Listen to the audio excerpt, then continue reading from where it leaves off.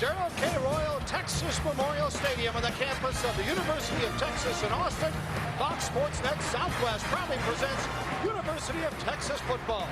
This evening, it's the Mean Green of North Texas to take on the Texas Longhorns. Hi everyone, Bill Land along with Spike Dykes and Gary Reasons to kick off the UT football season for you this evening. And what a lot of excitement there is around this campus and this community. And Gary, let's start with Texas. Good reason for all that excitement, isn't there? Hey, Matt Brown, this year is going to be his year. He thinks this is the culmination of 4 years ago, that senior recruiting class that was superlative. Hey, they're all seniors, they're poised. They got some unfinished business. It should be a great year around here. And Spike, the opponent tonight, UNT, is a heavy underdog. But if people have watched any college football this afternoon, they ought to realize there are no locks in college football.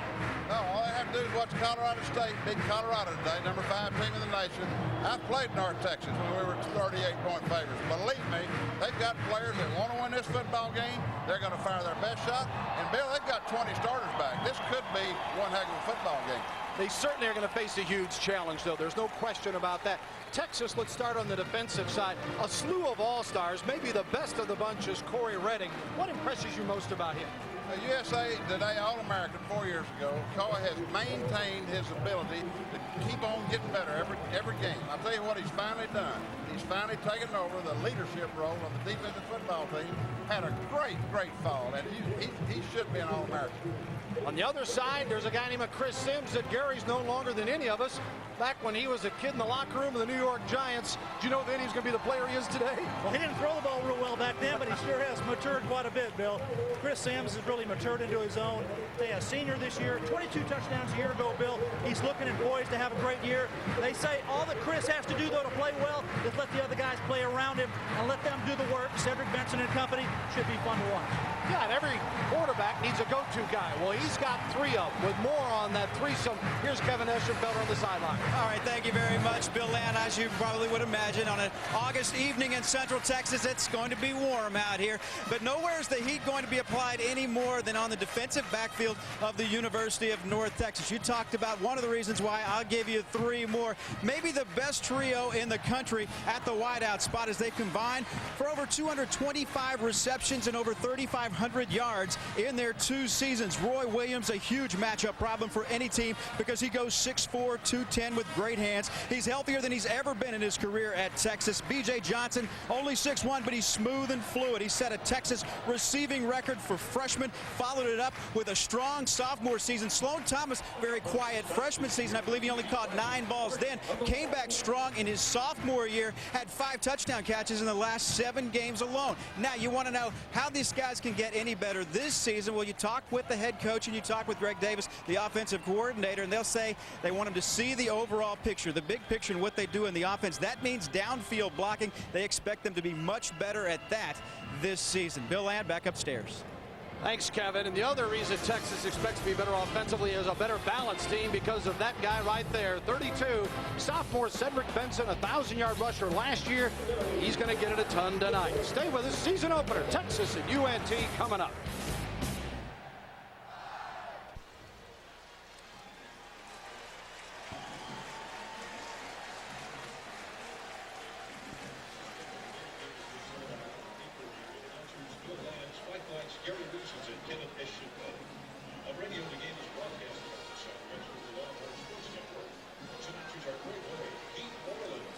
One, two, three, four, five. Here, all there, Spike. 1, 2, 3, 4, 5. Gary. Hey, guys, I'm doing good. Hear you well. Is that all good? Yep. Sounds good. It's kind of frightening. Thank you. That's good for me now. Thank you. Perfect. Kind of like.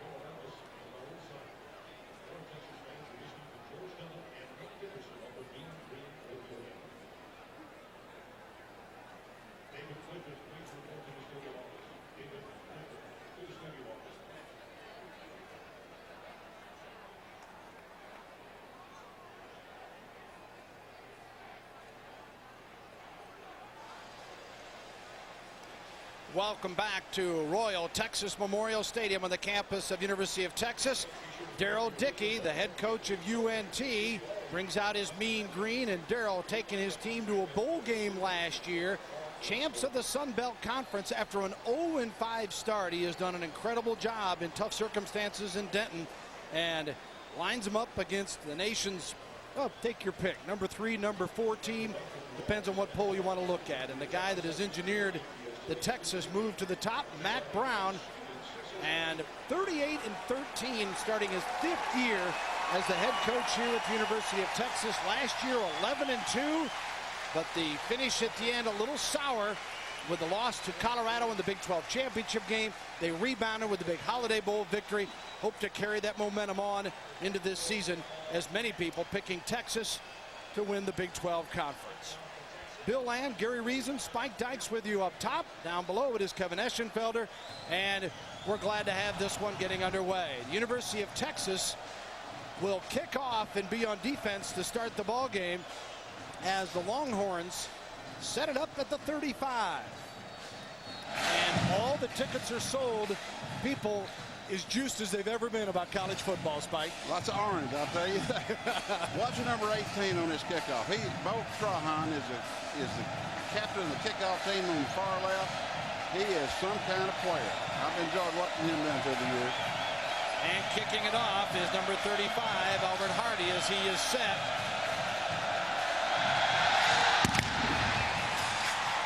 Into the end zone and is going to be brought out at the 5, at the 10, and Branch is tripped up there. Jamel Branch, the sophomore from Katy, Texas, across the 10-yard line. And let's go down to a special guest with Kevin Eschenfelder. All right, thank you very much. 4-time Tour de France winner Lance Armstrong joining us. You went out to toss the coin here at the beginning of this. I'm sure you do a lot of appearances, but that's probably one of the more enjoyable ones this time of year. It's we've been lucky enough to come out for the last few years, so it's always an honor. I mean, this city is very special to me and to my family, and University is special. Coach Brown's very special, an old friend of mine, and it's I think they're going to have a big year. You know, we'll see. We hope so. All right, Lance, thanks very much. Good luck to you. Thank you. All right, Lance Armstrong visiting with us. Let's go back upstairs, Bill. Thank you. 1st and 10, the ball on the 13, and the pitch to Galbraith. Hall misses on the block attempt, a swarming defense, and a loss on the play at the 10-yard line. Strong safety Michael Huff leading the way, a redshirt freshman from Irving Nimitz High School. The UNT offense, and steps up with quarterback Scott Hall. And Hall, 23 touchdown passes, 17 last year, and he's got a new knee, if you will. His offensive line is a massive bunch, and the backs and receivers led by 1,000-yard rusher Kevin Galbraith. He was second in the Sun Belt last year. 2nd down and 13. The ball in the 10 after a loss of 3 by Galbraith. Bulls ahead for a yard or 2 and is hit by the brunt of that Texas defense as they are jacked sky high. You see Jackson, speaking of which, Lee making the tackle from that linebacker spot. Texas defensively up front. You heard Coach talking about Corey Redding, Tubbs, McKay, and Senline joining up there. The linebackers, look out for Derek Johnson, a freshman All-American last season, and the secondary, Babers and Vasher, the stars. Vasher replacing Quentin Jammer at a corner, moving up from the safety spot. 3rd down and 13, no gain for Galbraith, and UNT quarterback Scott Hall barking out the signals right up the middle, and leaning to the 15-yard line, carrying the football, Michael Hickman, and Derek Johnson makes the tackle. Bill, you may be surprised that they're running on it on 3rd down and long, but here at the University of Texas, you don't want to have anything bad happen, especially in your end zone, the mean green. They say, hey, let's get a positive play, put our punting team out there, let's get the ball out of our end zone, and hopefully have a better start at it next time. And keep that clock running, Gary. Amen. Amen. Yeah, and Coach Darrell Dickey's saying, what, shorten the game? He'd love to have it be a ball game, that he has a chance to win, go in the 4th quarter and take his chances. Well, that's the only way they've got a chance. That's what they've got to do. They've got to stay in the game as long as they can. Cadlebar, and they're all coming, gets this one off. A poor kick. Texas stays away from it, and UNT downs it at near the 38-yard line. So Texas, you talk about special teams and field position, they certainly get the edge here on their first offensive possession, as Chris Sims will lead this bunch on. Well, Sims, after a rough offseason, has had a great preseason and is fired up about his final year. You see those numbers, those are particularly incredible when you realize how much time he split with Major Applewhite. The offensive line, all but Glenn, are 300 pounds plus. The backs and receivers, Benson, Trissel, Johnson, Williams, and Edwards. Edwards taking the tight end spot with the injury to Bo Scaife. First and 10, they throw it out of the backfield, and it is complete to Johnson. He got a yard back to the line of scrimmage, maybe a yard, I should say, as B.J. Johnson is the receiver on the play. We'll set things up on the defensive side for North Texas. Their philosophy is bend, don't break. Brandon Kennedy is a stud athlete in the middle. The linebackers, Cody Spencer, a second-team all-conference pick a year ago. The best part of their defense, according to the coaching staff, is their secondary. Their star there is Jonas Buckless, an all-conference first-team selection, playing at the safety slot. 2nd and 9 after a gain of 1 on the first down pass play. Johnson, wide left. Sims rolls out to the near side. Complete at the 25 and down to the 20-yard line on the completion to Brock Edwards, the junior tight end from Fort Worth Christian High School, who last year had 7 receptions. Well, Chris Sims walked up the line of scrimmage, Bill, and what he does best as a senior, he's going to audible. He knows his tight end's going to drag across the middle on the slant counter. Boot pass, he's going to find him all the way across the field. Tight end settles in nicely, makes a grab. It's a good positive play. That's 2 for 2 for Chris Sims starting out. 1st and 10, ball at the 19-yard line.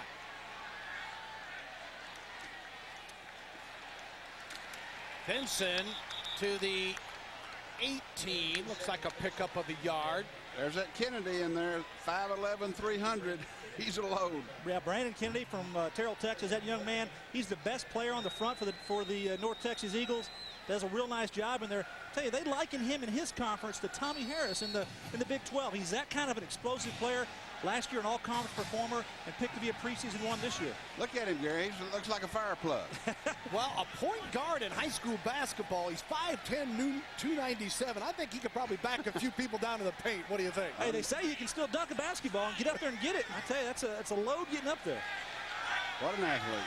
2nd down and 10 after no gain. Benson slips through inside the 10 and falls down to the 5-yard line. Cedric Benson from Midland Lee. Buckles and Craig Jones, the safeties, make the tackle for the Mean Green. Well, this shows you Cedric Benson's poise and his ability. Watch here, they're going to have a little block inside here. Watch Simpson. Benson just wait for the block to develop. His poise says, hey, I'm going to get behind the big guys and run in those holes. And, Coach, when they get blocks like that running back can do that. That is what you call a running lane, Gary. I'm telling you, great block with the tight end. 1st and goal from the 5-yard line for the Longhorns. Just underway, first possession. Benson, right side, down to the 2.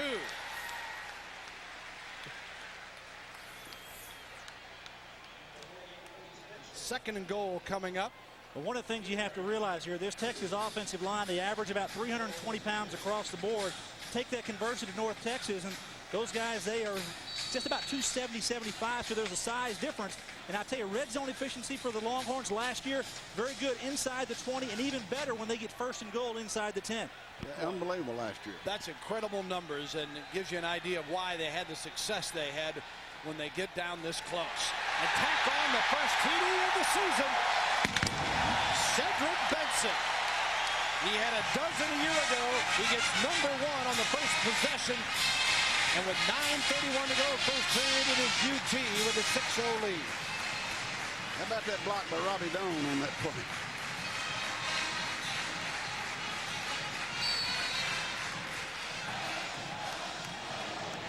Nothing fancy on that drive as pass to Edwards, the longest play, and then Benson, Benson, and Benson.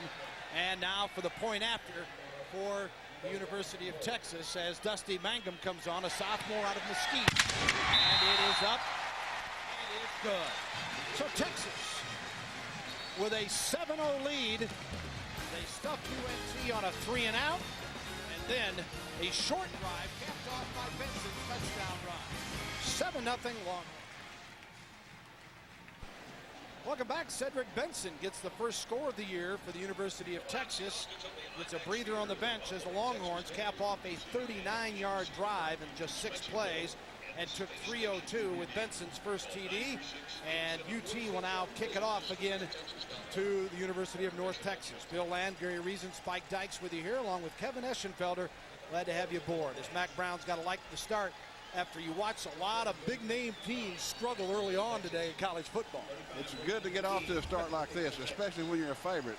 I believe if I was North Texas, I'd tell them don't run it out 9 yards deep in the end zone if they kick it off this time, like they did last time. Got to be smart. Let's start at least at the 20-yard line. Yeah, give yourself a chance, as last time that was not the case.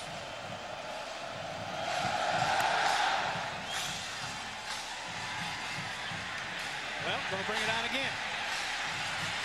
Branch. And this time you got a couple more. But I guess the headset must not be working down there, Spike. Special teams or speed. I'm telling you, Bill, I've never seen so much speed on the field. One of the things that Mac Brown likes so much about this team is the speed that you mentioned and the fact that it's not just the first unit. He's got maybe the best depth and the best balance overall that he's ever had. No question about it. And that's the key to having a chance to win a championship, is to have people that can take people's places when they get hurt. UNT second possession with 9:21 to go. First quarter, 1st and 10, the ball on the 12-yard line. The bootleg and the completion to the 25 and the 30 and out to the 35-yard line. And UNT will move the chains. Randy Gardner, the receiver. Well, Randy Gardner does a nice job of feigning his block on the right side. You're going to see him, he's going to block down, then release outside. Watch all here. Good play fake. Throw the ball down the field. Hey, even held our camera guys. That's good. Good blocking. That's an excellent play. Yeah, that's an excellent play for the offense, for the Mean Green to get out. That's what they need to do, is get some positive plays here to start this football game. Bill, we watched their game a year ago when they played Oklahoma, and I'll tell you, that game was a lot closer than it ended up. And they could play tight against this Longhorn bunch if things go well. They had a big pass play in that game early on to get them going a little bit. This time, Galbraith is stuffed, and Derek Johnson makes the tackle after Griffin and Jackson made the stop on the last play. Derek Johnson, sophomore from Waco, with a tackle this time on Galbraith. A senior out of Edmond, Oklahoma, came via Northeastern Oklahoma A&M Junior College. Last year totaled 1,119 yards. Pretty good production from the tailback spot for the Mean Green. Galbraith, they're try to get Cobbs in the game a lot more this year, give him a little bit of a breather. They think with a 1-2 punch at the tailback spot, it'll be better for them overall. Galbraith last year, 264 carries, and they like to lighten his load a bit, and they're excited about the possibilities of Cobbs.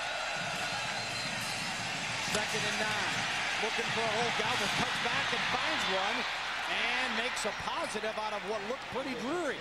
Good to the run. 47-yard line, where he is brought down there by Austin Senline. Coach, that's some eyes, isn't it? That's good running. That really is. Of course, that's what happens when you have all that speed. They over-pursue. That's all the momentum's going to come here. You're going to watch from the end zone. Watch Galbraith. You're going to see what he sees. Coming outside, he's going to see all the orange shirts and everybody blocking in front.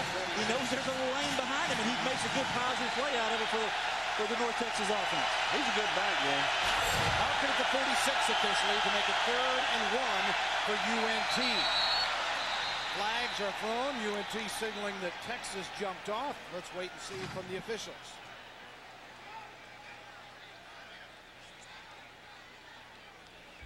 While the ball was dead, offsides on the defense. 5-yard penalty. The yardage is good for a 1st down. So the Mean Green will keep the football, as you hear the call from John Bible, veteran referee. That's one of those things Mac Brown's not going to be happy about. Right there over the football, Coach. You know, you're seeing the football, but yet you jump off and you make contact with the center. Yeah, it's 3rd and 1, Gary. 3rd and 1. That's what hurts so bad. These are the kind of first game of strikes, so you've got to get behind you. So a 1st and 10 in Longhorn territory for UNT.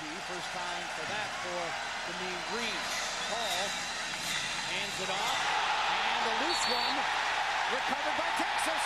Longhorns recover the fumble. Corey Redding making the big play for the Longhorns. Well, what they made Galbraith do is redirect in the backfield. He had to stop altogether because Corey Redding put pressure inside, and then stepped up inside. The Longhorns knocked it out, and he picked up the fumble. Reading, a first-team All-Conference, second-team All-American last year,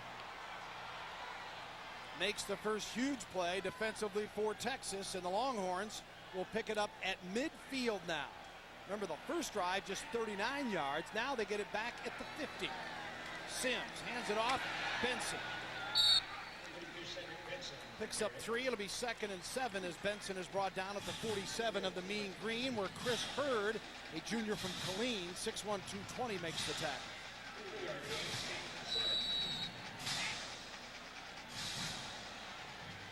Well, you see early season football, you think of penalties and turnovers, and we've had both be a bit of a factor here. UNT gets Texas to jump, but then cannot take advantage of the break and gives it right back to them. The turnovers are the difference. You can overcome the penalties, but the turnovers are Katie bar the door. And particularly in that position, or if you're North Texas, really at any time. As Daryl Dickey was telling us earlier in the week, guys, that he said we need to play a near perfect game. They're going to have to play a subpar game, and that so far has not been the MO here tonight. No, that's right.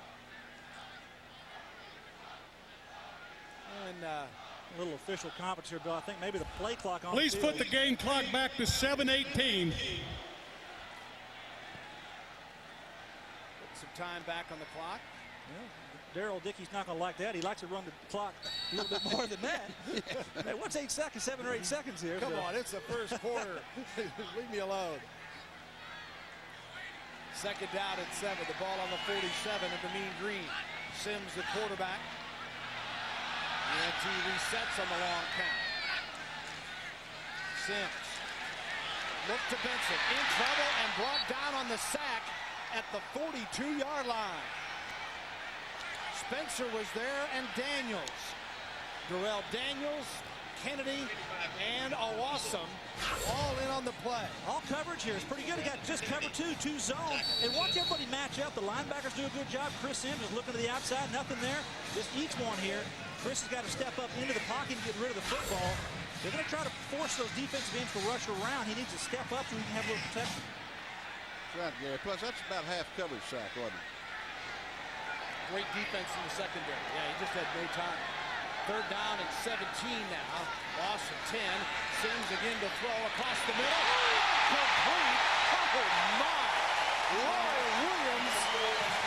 You guys, well, you're all over the me. Remember Lester Hayes and the blue sticky fingers? Oh, it looks like Roy Williams just reached out and there's a magnet on his fingertips. Well, Roy Williams shows you the special kind of receiver that he is. He's going to come from the right side of your screen. Watch his feet. He's going to jump from the hash mark.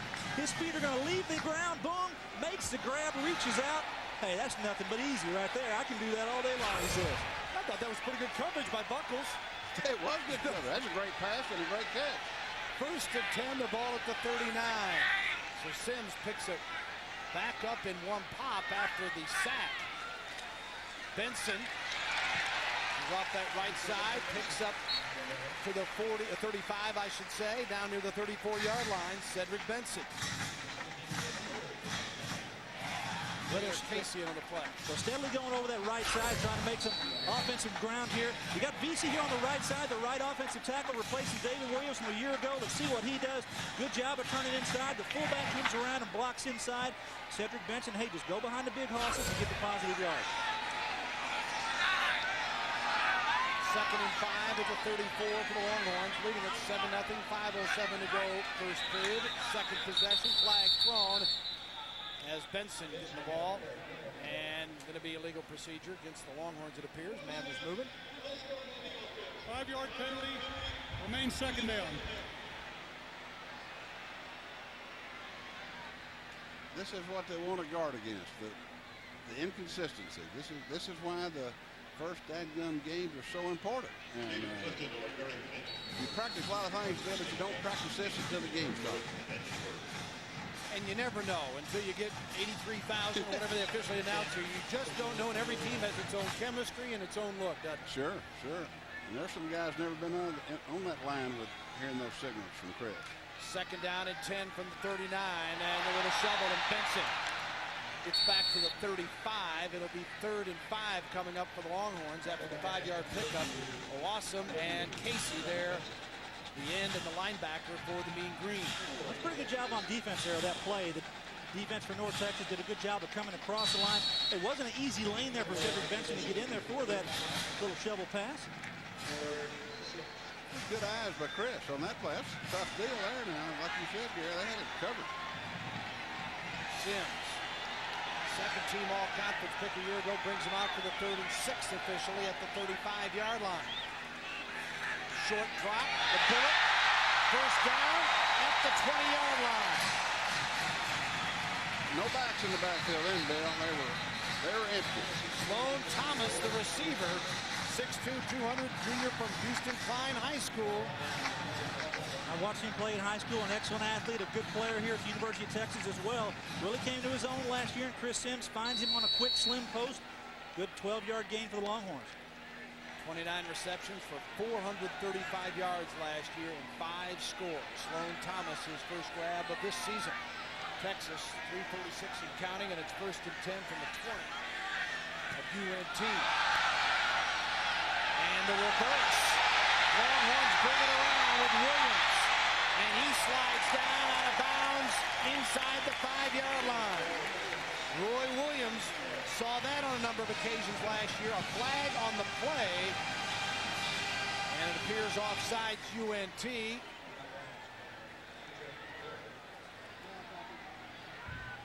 Offside on the defense. Penalty is declined. First down. Last year, Williams had 7 runs for 122 yards on a similar play. Bill, one of the keys, I think, to this offense here for Texas this year is to have their right tackle play well. And they've got Randall Vesey starting in there. He's got a pass block for the left-handed quarterback Sims. He's got a run block real well for Cedric Benson. He's done a pretty good job here. Just turned, but hey, he's got to work, get his hips down, get his feet working a little bit better. He can be a pretty good tackle. 1st and goal to go from the 3 as the play stands. And Benson tries to edge through for his second score. No signal yet. His knee hit, and then he bounced and reaching to try to get that ball over the plane, but I think they're going to give it to him. He's just going to be short of the goal line. His knee's going to be down. You'll see it here. Watch the left side of your screen. You're going to try to make something here. Watch Cedric just reach out. Watch his left knee. His left knee's going to go down. He's dragging across. Really was down right in this area, but not into the end zone.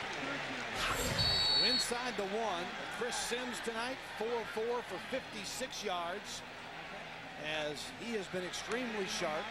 And Texas about to punch in its second TD as we wind down here in the first quarter with 3:13 to go. Second possession. Longhorns scored from 39 out on the first one. This one took over on a turnover at the 50.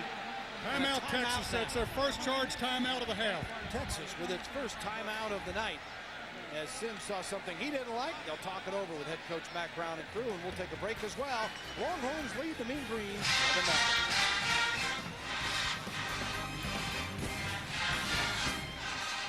Head coach Mack Brown looking it over with his club's second and goal from the 1-yard line and a 7-0 lead. Senior quarterback Chris Sims out of Franklin Lakes, New Jersey, trying to cap off this drive. It has taken 4 minutes and 12 seconds off the clock. That was keyed by a Corey Redding fumble recovery. Sims, the keeper, and he's in for the TD. Chris Sims last year scored 6 times on his own account. And Texas now leads at 13-0. It's not a bad thing to give to your big quarterback, 6'5", 225 pounds. Hey, he can get you a yard. Yeah, he can. Jason Glidden did a good job, the center. He did a nice job of giving him a crease. You mentioned 6'5", 225, Gary, and some people don't give Chris Sims maybe the credit for his strength. They look at, oh yeah, he's this prototype quarterback, but he is a strong guy, and it's nice to have that option available to you down there. When I talked to him this summer and went up to him, I was really impressed at how well and how physically fit he was. He actually won the award this year for one of the best workout habits or efforts in the offseason, so that tells you the kind of work ethic that Chris Sims has put forward going into his senior year, and believe me, he's ready to play. Here's Magnum for the point after. Last year, 54-55, hit the first one, and this one is up and also good. So Texas, 2 possessions, 2 scores. It is 14-0 here in Austin at Royal Texas Memorial Stadium. We'll be back with the kickoff in a moment. Longhorn fans, the University of Texas would like... 14-0 Texas on top, and head basketball coach here at Texas, Rick Barnes, joins us now. You know, I'm thinking about your team from last year. Okay, you got coming back, coming back. Everybody's coming back. You guys should really be looking forward to getting things going. Well, I really am looking forward to it, but I'm really excited here tonight. It's a great start for a football team, and you can just kind of really feel the excitement in the air. Yeah, you talked about that. We were talking about it during the commercial. This is to come here and coach. It makes it easy. You come to one of these games, bring a recruit. There's a lot of electricity in the air. Well, really, I don't think there's a better place in the country to coach in Texas, because one thing here, certainly people expect you to win, but they give you everything you need, and it's a good time right now at Texas. All right, October's right around the corner. Good luck to you. Thanks, appreciate it. All right, Rick Barnes visiting with us. Bill Lamb back upstairs. All right, thank you. Yeah, Sweet 16 bunch of his year ago, and that TJ Ford, you want excitement. Oh, my gosh. Can that guy provide it with that Longhorn basketball team?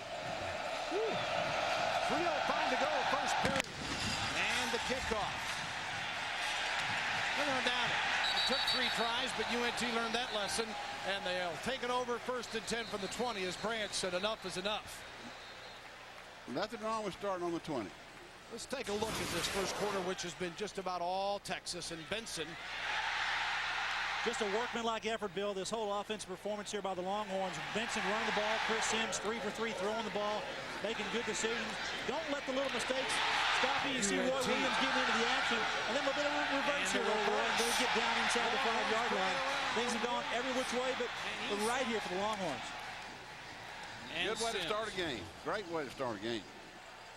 Now UNT on its 3rd possession. Let's see how they handle things starting at the 20. First one was the 9, last one was at the 12. Up the middle and nothing doing there. You know, the middle is what they were worried about. It's what Mac was worried about before the season started, the whole middle of their defense, and they're doing good so far, aren't they? Well, they really are. Up front, they've got some new folks in there in the middle of their offense, their defensive line. And their middle linebackers, they had to replace him from a year ago. So inside, their defensive tackle and their middle linebacker, those two have to play well. They want to get some consistency early to shore up that defense. It was #1 in the nation a year ago. Stevie Lee, a sophomore who had just 8 tackles last year, was in on the play there. So there's some of the guys that are getting some experience. 2nd down and 8 after the pickup of 2 for Hickman. Branch, 20, 25, and run out of bounds. Jamel Branch, a sophomore from Katy, Texas, who was the freshman of the year in the Sun Belt Conference last year. He's an exciting performer. Good run. One of those guys, they want to get the ball in his hands several times throughout the ball game. He plays wide receiver, but if he's got those kind of moves and ability, go ahead and run him on the reverse. Maybe a handoff out of the backfield some way to get him moving with the ball down the field. He's got some wheels. He really does. He made Nathan Basher miss him, and that says something. 3rd down and 2. All on the 28. Galbraith, the running back who came up to get the signal cap from Hall, now comes to get the football and says, where's the hole? Great effort, bulls his way across and picks up the 1st down. I tell you, that's pretty good push by that offensive line for North Texas, doing a good job. Andy Brewster at center, new player this year, and Jonah Benson on the left side. Watch the push here as they get below the pads of the Longhorns. Good job there. Watch 57 to center. He pushes him across, and good job that time by Galbraith, get in behind him and getting the 1st down. Determined running. That's good running. Low pad level. Reed Boyd, G45, leading the charge in the tackle from New Braunfels. 6'3", 235. Canyon High School, and it's 1st and 10 at the 34 as North Texas down 14-0, 1:42 to go in the period. Nothing open that time. That Texas defense swarming to the football, and Galbraith is decked as Derek Johnson leading the way. When you see a running back stop in the backfield and go right, go left, go right, go left, he knows there's no holes in front of him. He's trying to find something there. Take a look at Galbraith's numbers on the night. Watch his footwork here. He's going to go up, and the defensive line just going to stuff everything to his left. And oops, I got to put the brakes on. There's nothing there, nothing there. And then you got the old cavalry coming in, and Corey Redding and company make short work of that young man. You know, Corey has gained about 40 pounds this year, they tell me. And that's really is 40 pounds? 30 to 40 pounds. Goodness gracious. About 275. Well, he came in light. He came in as a linebacker, 225 pounds originally, moved to defensive line. I know he's steadily gotten bigger. Hall in trouble on 2nd and 10, and incomplete, nearly picked off. Griffin, and a flag is thrown. Let's see what we're going to sort out here. Redding is the one that had the heat on Hall that time.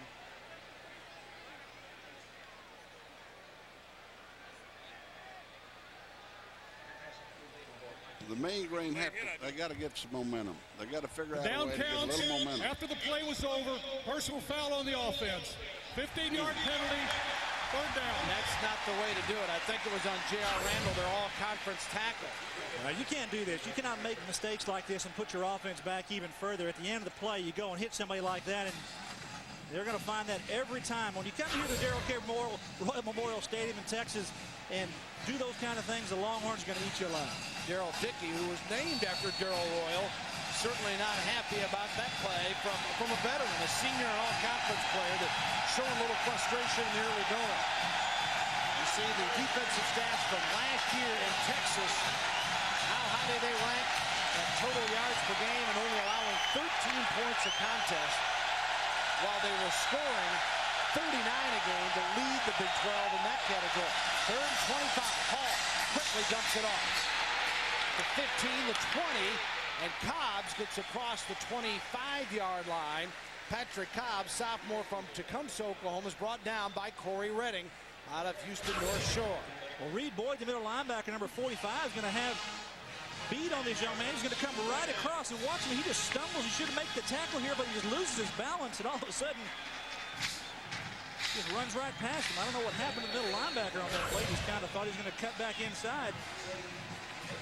But it just brings up a fourth and long still for the Mean Green to punt it out of their end zone. Vasher is back for the punt return now. Averaged 15 yards per return last year. He is a serious weapon for the Longhorns. He stands back on his 35. That ends the first period, so they'll swap ends to do it to start the second quarter. I think he's the best in the nation, Bill. I think Vasher is the very best I've seen in a long, long time. Tell you, that is saying a lot, and just again, the overall balance of this team is pretty impressive for Texas, and an impressive start. Longhorns 14-zip after one.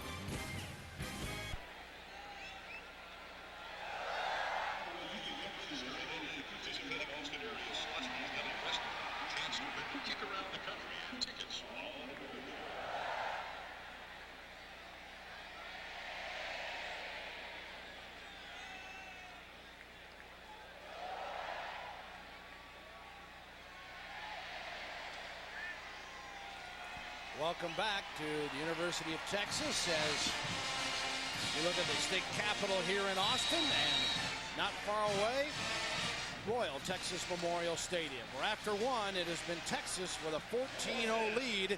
They're about to get the football for the third time as Brad Cadlebar stands back on his own 15 to punt it away. Line of scrimmage is a 16, and Vasher try to field this one and does at the 31. The 40. Dances to the 50, and Vasher dives across the 45 down near the 42-yard line. Boy, he is electrifying. Coach, that is a field position weapon. When you've got a guy who can return punch like Nathan Vasher is capable of, it means a big lift to your offense where they're going to start the ball. Watch him move up the sidelines. Great block there at the point of attack, and he just picks his way through. And hey, if he gets by one or two more guys, Nathan Vasher's going to take it to the house. It's just like a turnover, Gary. I mean, that's a 40-yard return, 30-yard return, right back where they were. And so, what a weapon he is. And they have really worked on that in all season, in the preseason. 27 yards officially on the return for Nathan Vasher. And when your offense gets to come out and set up at the 39, the 50, and now the 42, boy, it spells death for the Mean Green. Here's Benson. Stretch him out to the sideline. Nice job by UNT that time to nullify much of a gain. And that's the first time we've seen Cedric Benson try to stretch it to the outside. A lot of his runs have been off tackle, get in between the big guys, and now try to turn the corner a little bit. Good job that time, though, by the defense of North Texas of stringing the play out and letting the cavalry come and make a play on him out of bounds. And Benson, Mike Brown talks about his maturity physically, mentally, and this is a guy that just an incredible All-American career at Middle Knee, where he ran for 8,423 yards and 3 state championships. And Benson is stopped here At the 39-yard line is where his momentum was stopped on a 2nd down and 7. Chris Hurd makes the tackle, the weak side linebacker for North Texas. Well, there's a little secret here at University of Texas. They've got another tailback they will want to get into the football game. It's number 3, Selvin Young. Just a freshman out of high school, but he's turned some heads in practice. And I know you've gone to practice, Coach, and said, hey, you saw him on the field. You said, hey, that young man's a player. Gary, he can go now. I'm telling you, he's a little different than Cedric. Probably got a little more gas, but what a player. And certainly the plan for Texas is to get him some opportunities tonight. Man in motion is Brett Robin. Comes on to replace Benson here. 3rd and 7. Sims drills Williams right over the middle. 1st down, Longhorns at the 26-yard line. Gain of 13 as Corey Wyatt makes the tackle, a junior from Oklahoma City. Well, you got Roy Williams going to come inside here on the linebacker. Linebackers aren't going to cover Roy Williams, unfortunately. He just got too much speed, size, ability. He's just going out there and toying with him. That's a great throw, though, by Chris Sims, waiting for him to come around and get into the open hole. No backs on that play. All 5 receivers out, so somebody's got to cover somebody's not very good at it. Well, Longhorn fans want Chris Sims to improve. Last year, or over his career, 58% is his completion percentage, the best in UT history. Well, tonight, he's 5 of 5 for 69. And the end around this time, not working to B.J. Johnson as UNT stays home and stops him at the 30-yard line. And a loss of 4 on the play. Good job by Darrell Daniels staying home in his defensive end spot. You're going to see Daniels right there. He's just going to wait for the play to develop. He's going to come around. Hey, I've got my responsibility. Nobody's going to get around me. B.J. trying to work him and juke him, but good job that time by the defense. Darrell Daniels. You know, Spike, you pointed out at the quarter about the time of possession. UNT right now 7:56, Texas at 7:18. Their defense is making Texas earn it. Their offense, though, just keeps putting them in horrendous field position. No doubt the field position is the key to the whole thing so far. Benson again cracks it right off the right side and gets to the 28-yard line. That play was sluggish from the start. A little bit of a delayed draw. They're trying to get the offensive line to influence blocks. It didn't work there. North Texas does a good job of staying in the middle. Hey, though, when they watch that play, Greg Davis is going to see his offensive lineman standing up on that play at the end of the play and not blocking anybody. Hey, he's going to say, hey, you guys, you need to block somebody. Cedric Benson can't do it all. This is a big play. 3rd and 11. Now, this is good. This time in the game, this is a big play. Brandon Kennedy made the last stop. Ball at the 28-yard line with 12:09 to go in the half. Texas up 14-0. Let's see what they come up with on the 3rd and long. A look in and complete. Not for the 1st down, but excellent field goal position as making the reception of the play is Tony Jeffrey, sophomore from Klein Forest down in Houston. One of the most favorite plays in college football. It's a wide receiver screen. Tony Jeffrey wide on the outside. You see the lineman coming in release. He's going to cut inside of him, trying to get up to the middle of the field. The defense is playing a 2-deep zone coverage, so there's a void area there. Tony Jeffrey just got clicked on his heels and just going to be a little bit short and bringing up a field goal situation. Line of scrimmage, the 22, and they'll set it at the 28-yard line, a 38-yarder, and it is no good. So Dusty Mangum, last year 7-11 in field goals. His first one is a miss this year. It goes to the right, and the UNT defensive group at the big 3rd down. They hold, don't give up the first, and then the field goal, no good. So Texas still with a 14-0 lead here in the 2nd quarter.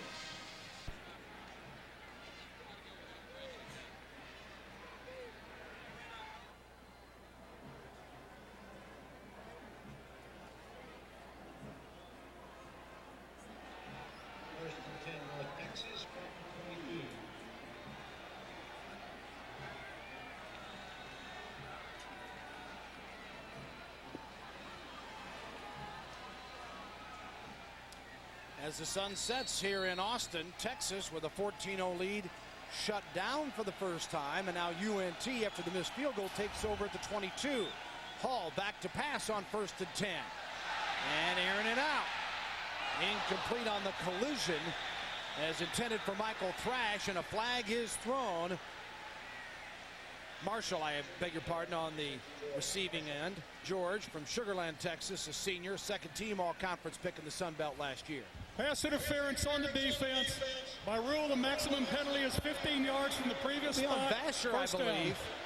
covering on the play. Well, I was going to watch as you got the matchup here. He's going to work to the outside. Nathan Vasher is going to be to the outside. Scott Hall lays it out there. You see the contact, the body position by Nathan Vasher, working him outside. And the official's right there down the sideline. You see the flag. He throws it. Probably a pretty good call. Nathan Vasher just working him a little bit out of sideline. And hey, they got to make him earn it to come around his spot. So that's probably not a bad penalty here early in the season. Vasher moving from the strong safety, the left corner, taking the spot of Quentin Jammer. 1st and 10, ball on the 37. Up the middle and that Texas front is stout tonight. Galbraith again, the running back for the Mean Green. And Galbraith knows tough company. Last year he had 62 against Oklahoma, had 112 against TCU, ran for 129 against Texas Tech. Well, watch Marcus Tubbs, number 95 in the center, 2-gap. Just manhandle the center, pop him up, send him to the left, and then make the tackle. Good job that time by Tubbs. They want him to step up in the front of that defensive line to shore things up there, make that defense solid. That way their speed can play into the game very well. Tubbs, a second-team All-Big 12 selection a year ago. 2nd and 11, and the pass for the screen, nothing there, as out in the flat. Is that speed now? That's what speed's all about right there, Gary. There's no doubt about it. Look at that. A lot of orange shirts. There's 3 of them there. He's slipping the ball, and he says, hey, Coach, you know, there's 3 guys out here. What am I supposed to do? You're going to see here, watch the pursuit, and when he catches the football, count the shirts. 1, 2, 3, 4 orange shirts. Okay, I'll get what I can get. Go north and south here. And go back to huddle and try something else. That doesn't always work that way unless you got that kind of speed. What a fast defense Carl Reese has put together. Jamel Brandt saying, I'm quick, but I'm not going to out-juke 4 of those fellas. Carl Reese, the defensive coordinator here, excited about the bunch that he's bringing. You can see why. Fumble on the snap back at the 31-yard line, and Hall just trying to fall on it at that point. Scott Hall, a 6'1" junior from Schertz, Texas, that last year, just a gutty performance to lead this team from an 0-5 hole to 5 straight wins in the inaugural New Orleans Bowl. Playing with a bad knee. I mean, literally gimping around, had a rehab, missed the spring, and coming back here, they say he's better, but he also, we found out, had a little bit of a strain in the pec on his throwing shoulder. So, although he looked pretty good throwing that deep ball earlier tonight. He looked good throwing it, but Bill, when you lose 5 games and you're the quarterback and you come back and win the next 5, that's unbelievable leadership. Yeah, that is the word that comes to mind when you talk to Daryl Dickey as leader. The punt on 4th and 16 by Cadlebaugh. Taken by Vasher, the 28, made 2 miss, oh my, and Vasher then runs in at the 43-yard line. Munchow made the tackle. We'll take a break as Vasher continues to throw a little excitement into the game on the return. It's Texas with a 14-0 lead over UNT here in the 2nd.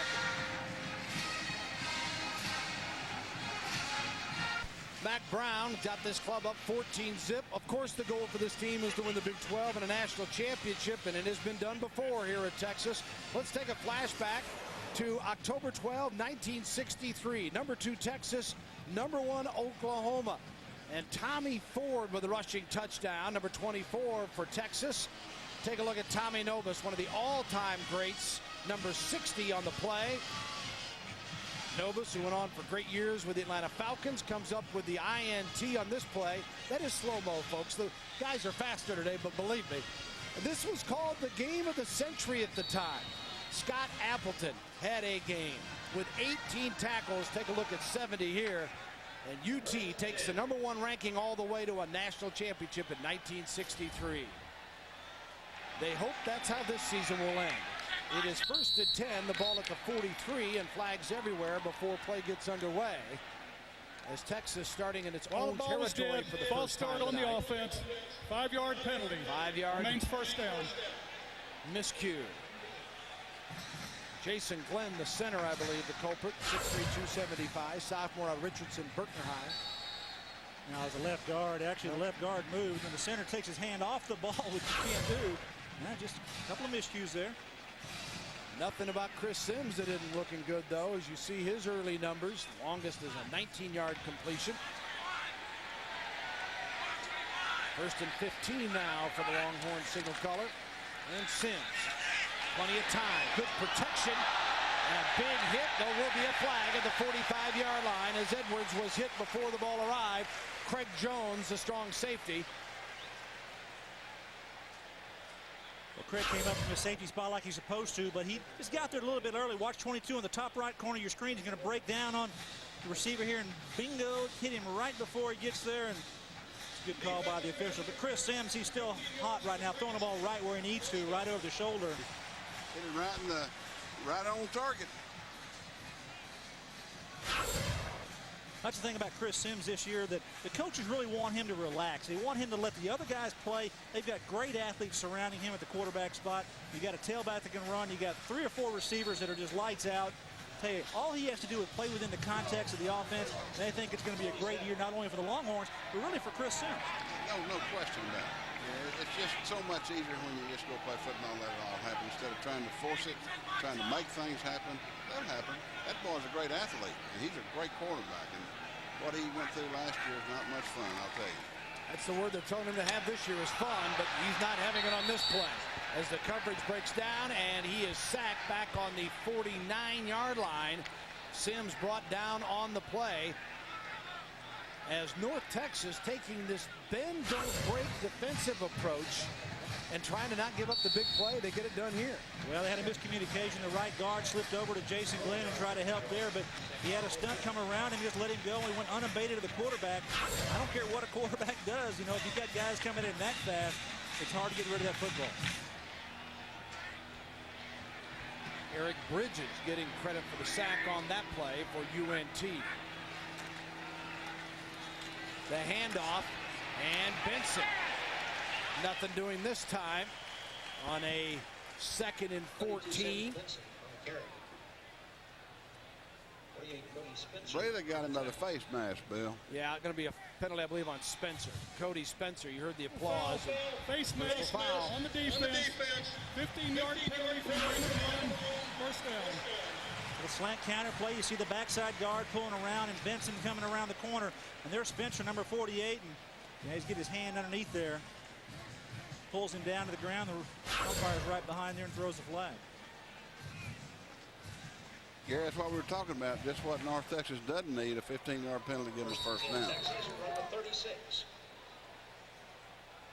Yeah, double whammy. The 15-yard pickup, and instead of 3rd and long, 1st and 10 at the 36-yard line. And Texas scored on its first 2 possessions, missed on a field goal attempt on its 3rd. And here we sit with 7:38 to go before halftime. Sims, plenty of time here. Once again, complete at the 20-yard line. And down to the 15-yard line for UT. Roy Williams having a banner night out of Odessa Permian. And the junior, who many think will be here for his last year because the NFL will come calling, is certainly putting on a show tonight. Well, outside here, Roy Williams going to come and then work across the middle of the field. Chris Sims with the play fake. He's going to deliver on timing there. Very, very easily done here. Roy Williams, watch his ability and his speed here coming across. Hey, he stops, finds the football, stop and start ability here. Juke, come back. Hey, he's just out there having fun. And that's how you play football. He does that like that the rest of the year. Going to be a big year for him in the Longhorns. 21-yard pickup, his 3rd reception of the night to the end zone. Touchdown, Texas! Edwards on the score with Sims.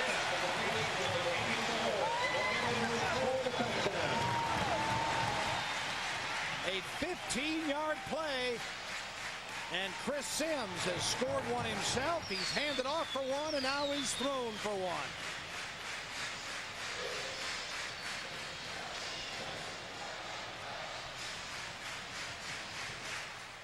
Sims, last year 22 touchdown passes, gets #1 here to make it 20-0.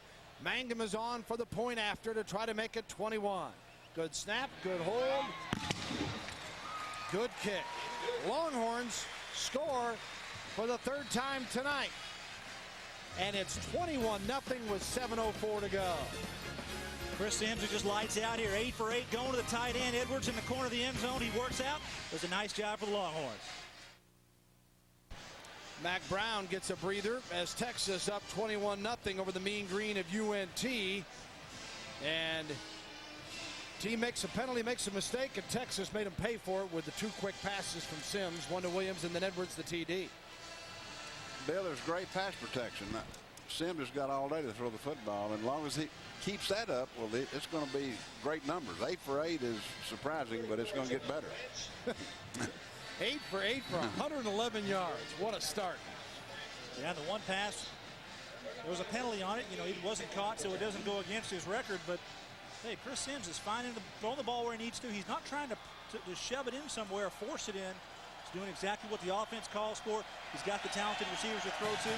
By golly, it should be pretty much just throw it down and let him catch it. Against the secondary that is noted as a very good one, I might add, UNT.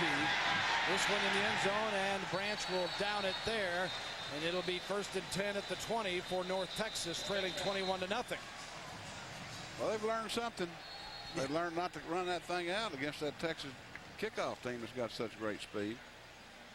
All right, Daryl Dickey, what's he do here, Spike? You got 6:58 before the half. You got to make something happen. You want to keep your defense off the field a little bit. Got any play suggestions? You've got to try to go make something happen, change the momentum. But what you really got to do is don't let it get any worse than 21-0.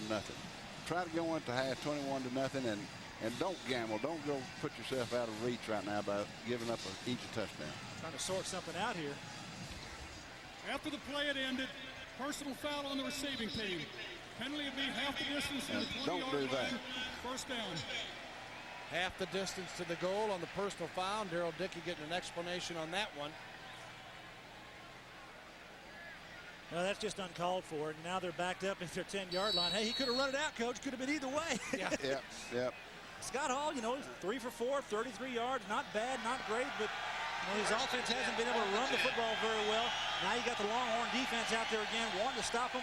Hey, if they shut them down here again, there's a good chance the Longhorn offense put another score on the board. Crowd gets into it. Sellout of over 80,000 here tonight. And a timeout is called by UNT as they want to talk it over. Well, we mentioned earlier the strengths of this team and Sims and having the guys to throw to. Well, he has spread it around here tonight. Let's take a look at the UT receivers that Sims has been working with.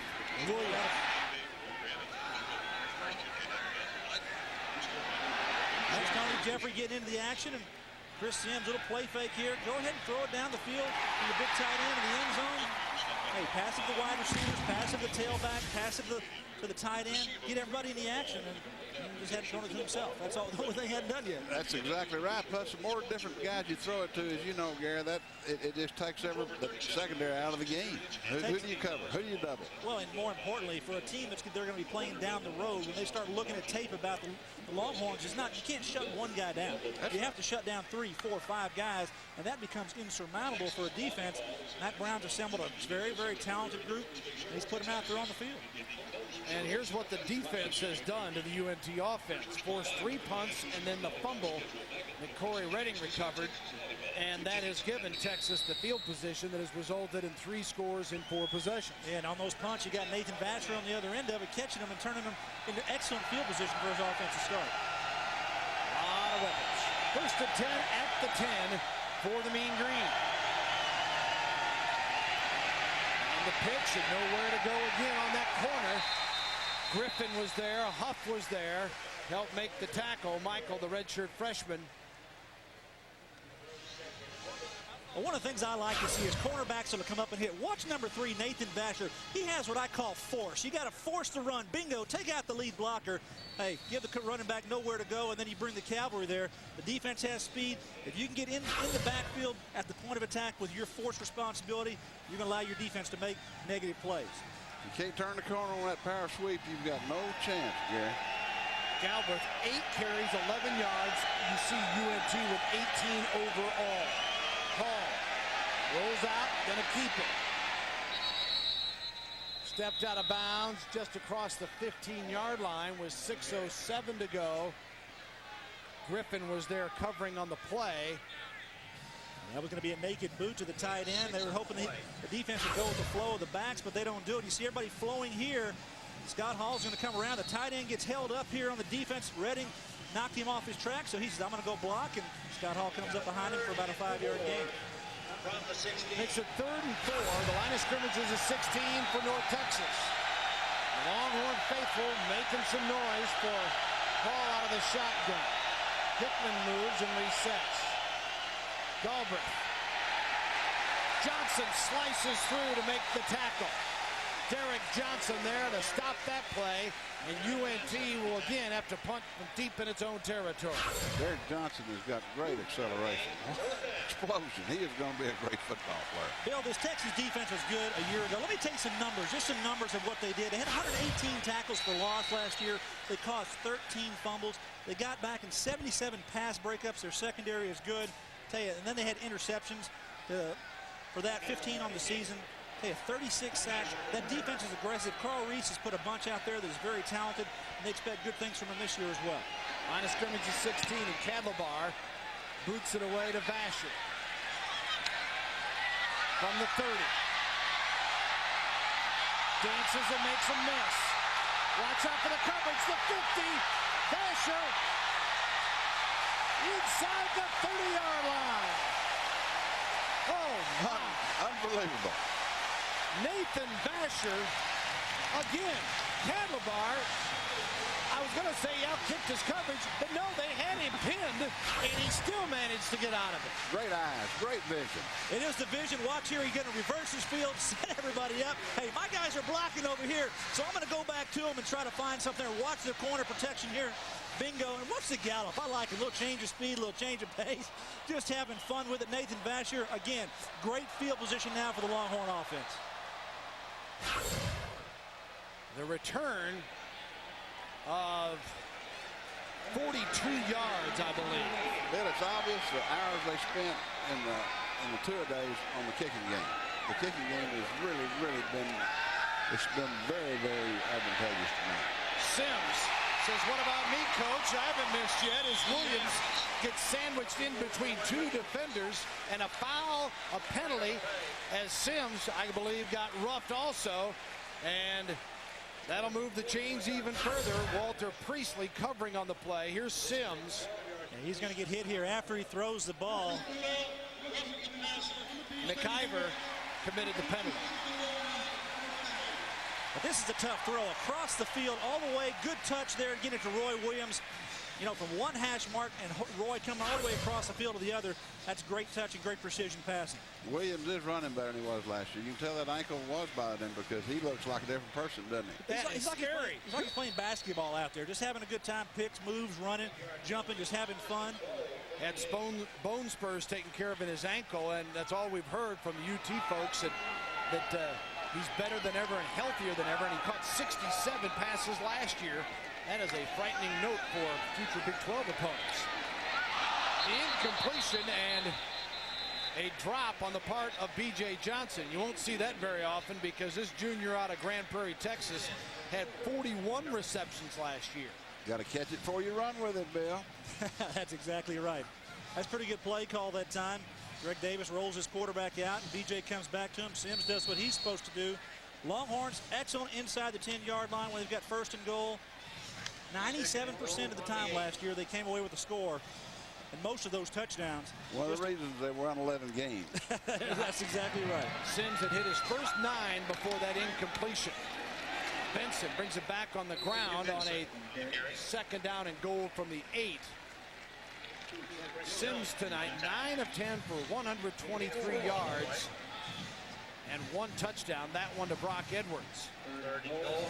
Harold Dickey looking for some answers, and you see North Texas 52 yards on offense, 63 yards is what they've lost on penalties, and they have been costly. Sometimes you'll get away with a couple and you may cheat death, but tonight Texas has really made them pay on those penalties, and a timeout is called here, but we've got time to visit about it. With 4:05 to go in the half. This is a big deal right now. This is an important time in this football game for North Texas if they've got any chance. And if Texas gets it in the end zone, it's going to be a key to the door, I'm afraid. There's no doubt about that. On the North Texas side of the field, Gary Deloach, defensive coordinator, has to find a way to just get some confidence back into his defensive football team. You know, Bill talked about at the beginning of the show that they're a bend but don't break type of a defense.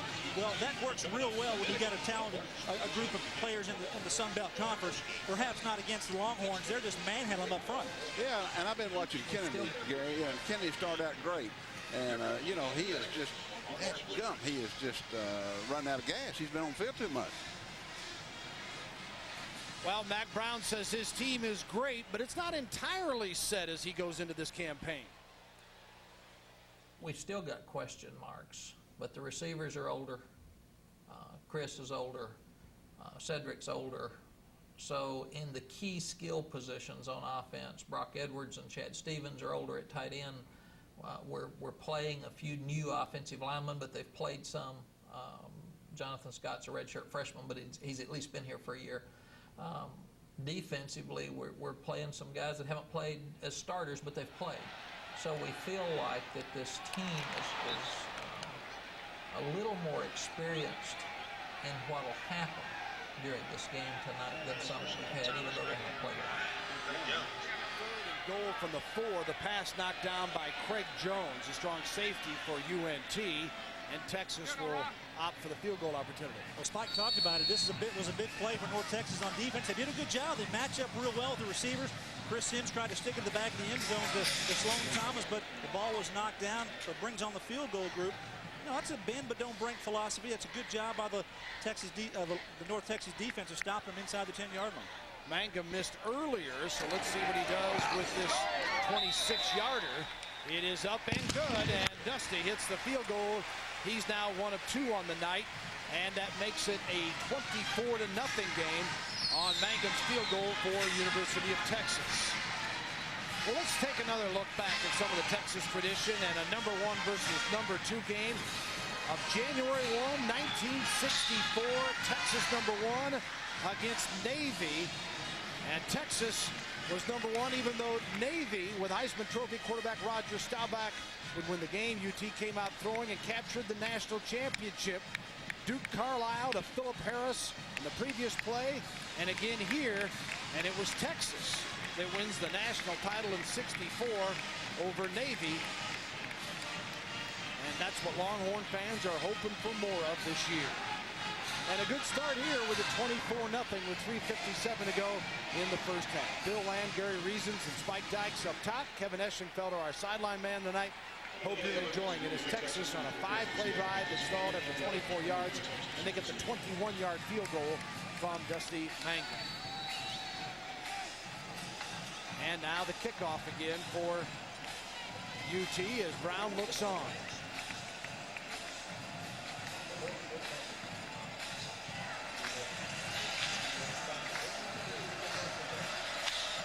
To kick it off for the Longhorns.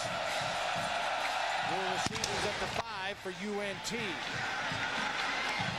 And it's taken about the 7-yard line by Cobbs. Cobbs found a little crease, 25, and to the 27-yard line before he is brought down. Bo Trahan again. That's your guy. That's my guy. He does it all. How many games today did you see the extra points were missed, field goals were missed? Bo is the guy that holds for the air.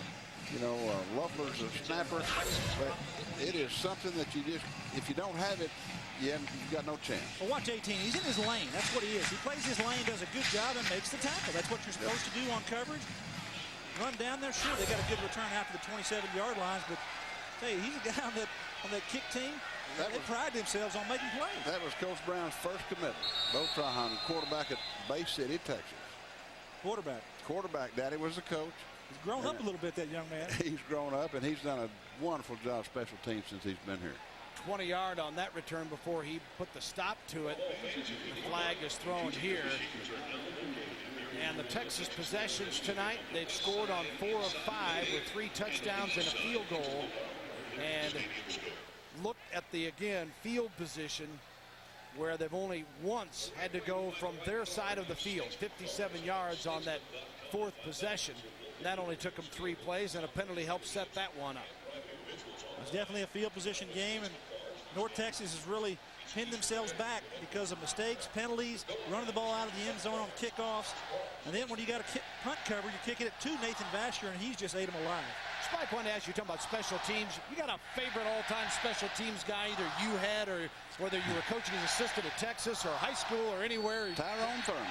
Didn't take long to come to mind. Tyrone Thurman, 5'3", 120 pounds, All-American. He was sensational. Yes, he was. He led the nation in punt return to kickoff turn. It slipped through a keyhole. Here is Scott Hall back to pass and incomplete on a 1st and 10 from the 28. His arm looked like it was not full steam in, didn't it? He threw it gingerly. Is that a good word, gingerly?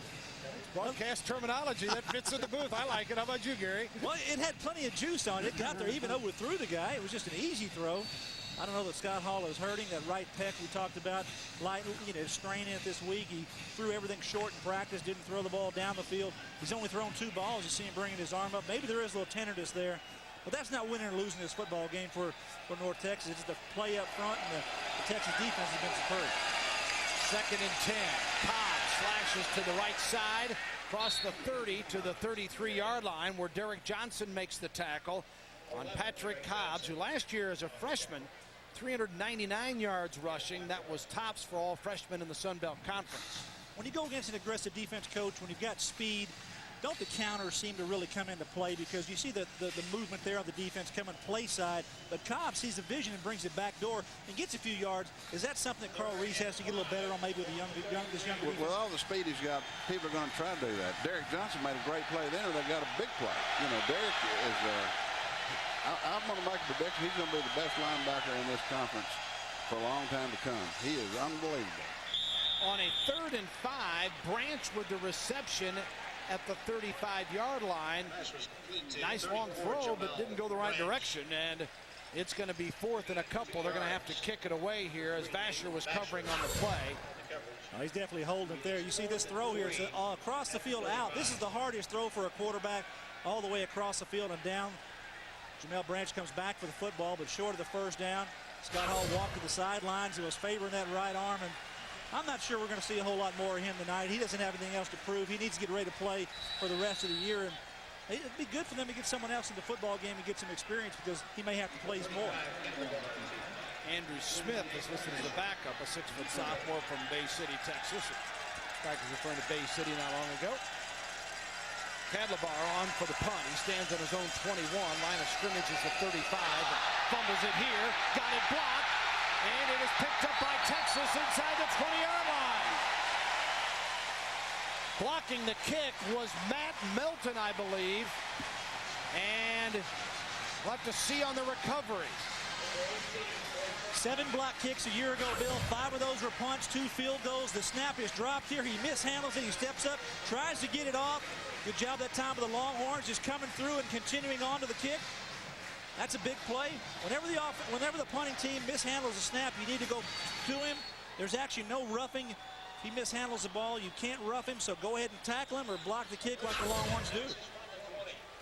Another one of those kicking game mistakes that haunt you. And Texas, now the opportunity for the quick score. Spike was talking about the nightmare night for UNT. It's about to occur. Benson has done a good job of corralling him. He has earned just about everything. His 12th carry of the night. And Benson trying to go to the outside. Taylor Casey, the strong linebacker for North Texas, does a good job on the tackle. Getting back to the line of scrimmage. Negative. I thought it was a negative play, but they give him the ball back to the line. Plus, old Kennedy, he moved the stack back then. He didn't make the tackle, but he forced a lot of bad things. That's exactly right. He forced Cedric Benson to go around, and Casey was there to make the play. 2nd and 10, the ball on the 20, and Benson on the backfield on the reception across the 10, 1st down. This is something that Greg Davis, offensive coordinator, indicated to us, that they like to get the ball to Benson in some other ways other than just the pure handoff, and works here. Well, Chris Sims throws his ball. It's down and low. Watch Benson go down for it, bring it up, and get secure, and then make something after the catch. He got another 5 or 6 yards when he was in traffic. That's the key thing there, making some yardage after the catch and when people are around you about to make the tackle. Those good guys have a way of making you miss them, don't they? Sims' numbers tonight, impressive indeed. Johnson, the man in motion, now gets set. Sims goes to the end zone, incomplete behind Williams. And they'll do it again.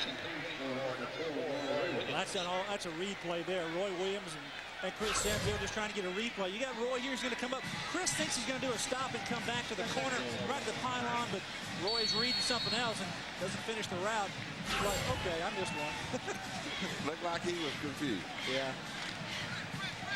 Daniels. Those guys spent a lot of time together this summer. They actually went up to Chris Sims' home in New Jersey. And yeah, how about that for camp? He flew his receivers back to work out with him the brief time that he went home for the summer. Sims in trouble and is brought down there at the 13.5 yard line. Clock moving with 1:29 to go. Yes, why would you do that? That's team chemistry, and him and those receivers, hey, that's going to be a big part of this offense this year. And they have all grown into great friends, and they really respect each other. Get all the receivers up there and the quarterback, throw the ball around. They actually did a little youth clinic, too. They work with some kids up in the Franklin Lakes area in New Jersey, and it was a good time spent for them. Oh, yeah, plus your best friends in your whole life are the guys you go to college with, play football with, and, you know, what a great opportunity. No backs again. 3rd and goal from the 13. Sims going to keep the football, dragged down from behind at the 5-yard line. Sims, who scored a touchdown earlier, saw some green and took a jaunt. Darrell Daniels, the defensive end, a senior out of Kansas City, Kansas, made the tackle. Bill, we're talking about the receivers going up to Franklin Lakes and Chris Sims. Had a little fishing story there. I think Kevin Eschenfelder knows about that. Guys, yeah, it was really interesting. You know, you talked about Chris Sims inviting these guys up to his house in New Jersey this summer. And really, they talked about, you know, a lot of football, obviously, and did a lot of fishing. Now, you're going to see Roy Williams play on Sundays, but you're never going to see him on any fishing shows on Saturday morning. He loved catching the fish. The problem was baiting the hook and getting the fish off of that hook. So basically what he would do, he would catch the bass, run all the way back up to the house.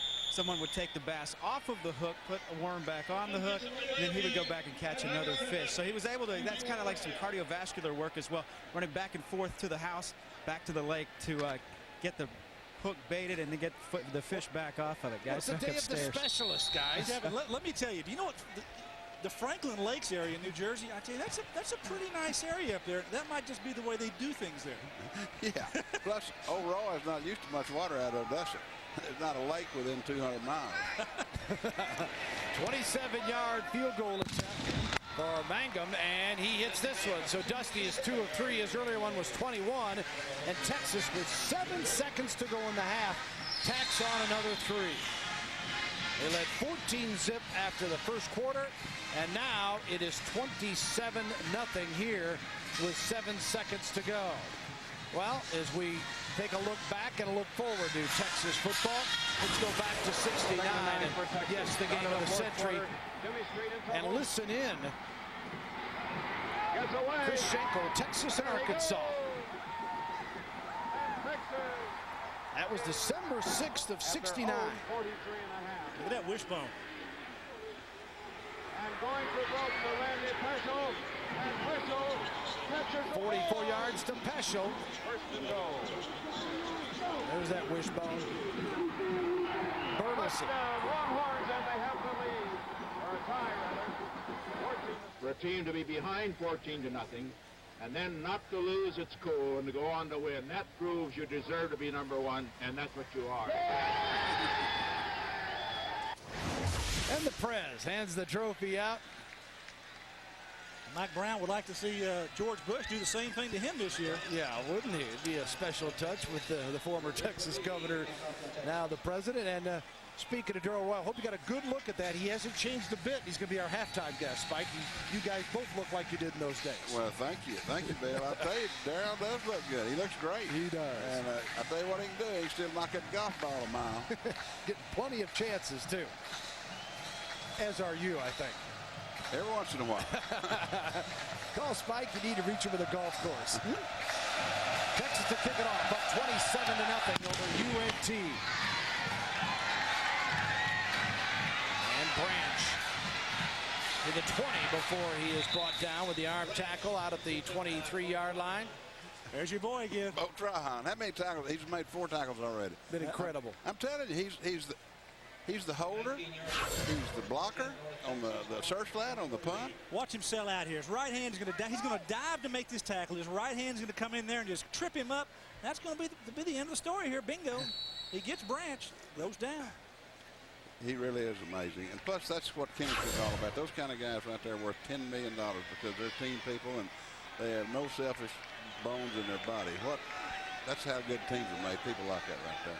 19-yard return for Branch. Makes it 1st and 10 at the 23 and final play of the half, and they'll just hand it off and take it to the locker room, down 27-0. Speaking of UNT and the mean green, as Texas has done just about anything it has wanted so far. Chris Sims has been particularly sharp with 10 of 13 for 134 yards and 1 touchdown, and a 21-yarder being his longest effort. Yeah, I think number 2, who's wearing his old high school number, is having all kinds of fun here tonight. Let's go down to Kevin Eschenfelder with head coach Mack Brown. All right, Coach, 24-0 here at 27-0 here at halftime. You think offense, you think defense. I think your special teams has been outstanding. Maybe the difference in the ballgame. Well, defense and special teams has been outstanding. We've thrown the ball well offensively. I felt like that we didn't have a lot of rhythm right before the half, and we needed to offensively. But overall, North Texas got a good football team. They're fighting. They're hanging in there, and we saw Florida State be ahead 31-7, so we better start playing the second half. What are you looking for in the second half, improvement-wise? I'm looking for effort. I just want our guys to keep. We have not turned the ball over.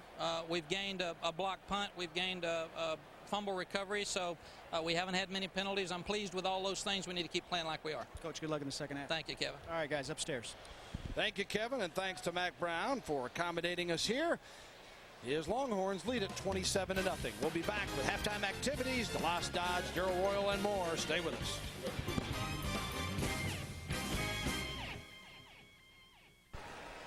Welcome back. Texas coming back on the field here with the halftime lead of 27-0. Bill Land, Spike Dykes, and Gary Reasons with you up top, and Kevin Eschenfelder down on the sidelines here tonight with the Longhorns up 27-0. Let's take a look at the first half highlights for you. Obviously, UT. No doubt about it. Cedric Benson, get him started early running the football. Go ahead and put Roy Williams back there. Let him run one around, show his speed and athleticism. Hey, don't forget your quarterback. We're going to bring him in the picture here as well. Let him score a touchdown. Tell you what, guys, they can throw the ball as well. They've got receivers to throw them to. Chris Sims doing a nice job throwing for the touchdown to his tight end Edmonds. I think Edwards is doing a good job here offensively overall, and special teams been outstanding. You take Nathan Baxter, put him into the equation. Field position has been key for the Longhorns. They have started every possession at an average of the North Texas 47-yard line in the first half. Chris Sims been throwing it around the field well. Roy Williams, he is back to true form. Excellent receiver, excellent ability. Everything has gone well for the Longhorns. Special teams really played well. Bo Trahan, number 18, his first career block punt here for the Longhorns. Special teams are coming up big. Everything's coming up great for the Longhorns. It might be a Fiesta year this year. So that's what Mack Brown would like to see. They've got some Fiesta Bowl participants here. I mean, the commissioners up there watching this football game. You take a look at what's happening in the first half. Everything is going well for the Longhorns. The time of possession is really the key thing here for North Texas. They want to keep it close. But the first downs, everything is moving well for the Longhorns, Mike. Yeah, this is the only one right here that I bet you that they want to improve on. 43 yards rushing, and you know, they've got to do better than that. Of course, they have not had to run much. And Benson, he has earned his 38 yards on 12 carries. And you heard the comments from Daryl Dickey as his team's just trying to get back into this thing. This is not like a one-game deal for North Texas. They have their home opener next Saturday with Nicholls State in Denton, and then they go to Alabama, at TCU, and at Arizona. And other than coming back with over $1 million, that is one tough run. Oh, boy, that's hard now. Just week after week after week, it really is. They got a quarterback, Chris Hall, number 11, with a bad wing. I tell you, leaving the game after the first half, he was really favoring that right arm, holding it to his side. And I really would be surprised if he comes back to start this second half. And the kickoff to the mean green. Branch 10, 15, 20, and dives across the 25-yard line. As for Texas, they have next week off, and then at North Carolina, a rude homecoming Carolina's hoping for Mack Brown. Houston here the 21st at Tulane, where Mack previously coached as well. And then they open up the Big 12 with Oklahoma State. And, of course, anybody remembers what's on October 12th up in Dallas? What a game that is headed for. Oklahoma opened up its season with a win last night over Tulsa. New quarterback, as Gary mentioned, or is still Scott Hall? Hall's going to stay in. All right. UNT 1st and 10 from its own 26-yard line. Keeping it on the ground. And a couple of tough yards for Galbraith. Speaking of Tulsa and Oklahoma, 3-0 to half last night. Yeah. So, you know, that's one of the reasons that you can look at Texas and say, well, they've done a heck of a job in the first half. It's hard to play that good early in the first half of the game. Even against a team that you're outmanning. And Oklahoma, of course, went on to win that game 37-0. But earlier today, Colorado was bumped off by Colorado State in Denver. An exciting finish that was. And Michigan, what a great game with their game with Washington as they escaped the Big House with a win over the Huskies. Incomplete on the 2nd and long. And now 3rd down coming up for Scott Hall. Pass intended for number 3. That's not grass on his helmet. That's his mouthpiece right there. He never pulled it out of his face mask to put it in his mouth, so he's going to keep running, I guess. Derek Johnson was telling him, you better get it in your mouth, son, because I'm going to keep coming after you. Actually, the officials should be forced to have a timeout if he doesn't put it in. But, I don't know if they're going to go to that extreme here with them down as much as they are. 3rd and 8. The ball on the 28-yard line. First possession of the 3rd period here for the Texas Longhorn, or for the UNT Mean Green. Branch in motion. They hand it to him, and he's brought down by Johnson. Well, there is the speed. Spike, you mentioned your love for Derek Johnson. He just knifed through, got him with an arm. Makes big plays. He really does, and that's what happens when you penetrate the line of scrimmage. And you know, that play right there had no chance because of Derek Johnson. Misdirection. They got the speed up the field. Derek Johnson was weak linebacker spot. He's going to shoot through, and bingo, right there, going to grab him in the backfield. And Jamel Branch, who's pretty quick. He's about a 4'4" guy out there on the outside, and just can't get around the speed of Johnson. Could have been a big play, Gary, if Johnson doesn't make the play. Johnson's got 50 pounds on Branch, though, and you saw his strength there, I think, come into play as Cadlebar back to kick it away from inside his own 10-yard line. It's good protection, and Vasher, and a penalty. Remember, there's a new rule this year. That halo rule is going to be strictly enforced, and you have to allow a little bit more room for the reception. And we've looked at some tapes. It's a tough call, isn't it, guys? It is a very tough call. They're going to call that here. He was inside of the 2-yard area.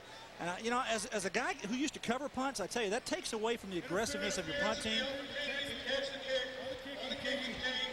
It's darn if you do, darn if you don't, Gary. If you don't have it, they're going to kill the return guy for 5 yards. Well, it looks pretty clean here. It gives him a chance to catch the football, yet he's going to get a penalty here for doing a good play. And that's Jamel Branch again coming down. He covers kicks, does a good job here. But you know, how do you coach your players on that? He gets so close. That's pretty darn close right there, because it looked to me like he was within 2 yards. I mean, he wasn't within 2 yards. But what happens if you don't have that rule? They just tee off on those guys, they kill them, and it's 5-yard penalty. Yeah, and that's, many coaches would say, we'll just go ahead and take it, because if I make that guy a little nervous the next time, it's well worth the blast this time. There's a hole. And Benson cuts to the outside, and a couple of times tonight he has been just a slip away from making a big gain. Going to be an OG pull right here. You're going to see the guard come around and kick out, and Benson get inside of him. You got your tight end coming across as well, and good tackle in the open field that time to get Benson down. Otherwise, he got a lot of green grass there, and he could have run up the field. Watching backside here, it's a counter tray play, and that little hole there, maybe a little takedown, but Benson just following up in there. I tell you, those two safeties are good. Hall and Blunt are good players. 2nd and 7 now. Benson cuts it back to the left side, and Hurd made the tackle this time at the 45-yard line of UNT. First possession for UT. Spike, you talked about it in the halftime stats. First half, not very much rushing yardage for the Longhorns. Coming out here, they want to run the football the first couple times out of the box, and they're going to make this offensive line work and get that running game going, because Matt Brown wants balance. No question, and you got to establish the running game, and that's what they're going to work to try to do in this second half, I guarantee you. Well, and Mac's got to be thinking, with all due respect to UNT, hey guys, if we cannot run the football against North Texas, we're going to have even bigger problems against North Carolina and some of the other folks in their schedule. So Sims throws and completes at the 42. Let's see where they spot the football as far as the first down. It's Chad Stevens, who made the reception. Now, or did he? Now one official saying incomplete. Well, nobody spotted the ball to where they would actually put it down for a spot. The line judge on the near side, he was walking up there, and I think he initially signaled that it was a non-catch, but they are going to count it as a reception, and could be a first down for the Longhorns. Take another look here on Sims' pass. It's just going to be downhill here to the tight end. He's going to make a grab, catches it. Well, it's hard to tell whether or not he made that grab or not. They give it to him, 4th and 1. That's Chad Stevens, the tight end, making a pretty good grab on a low football. Wyatt was covering for North Texas. Ball at the 42 of the Mean Green.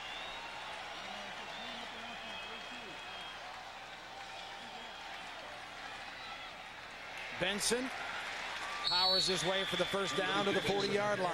I was watching number 92, Brandon Kennedy, on that play. You watching him, Coach? Yeah. I tell you, as a nose tackle, he came in there, did a nice job. He stood up the center, played backside of his head, tried to come across. You're going to see him come in there right there and almost make the play backside and stop him short. He did everything he could. He is a playing Jesse. I'm telling you, that guy is.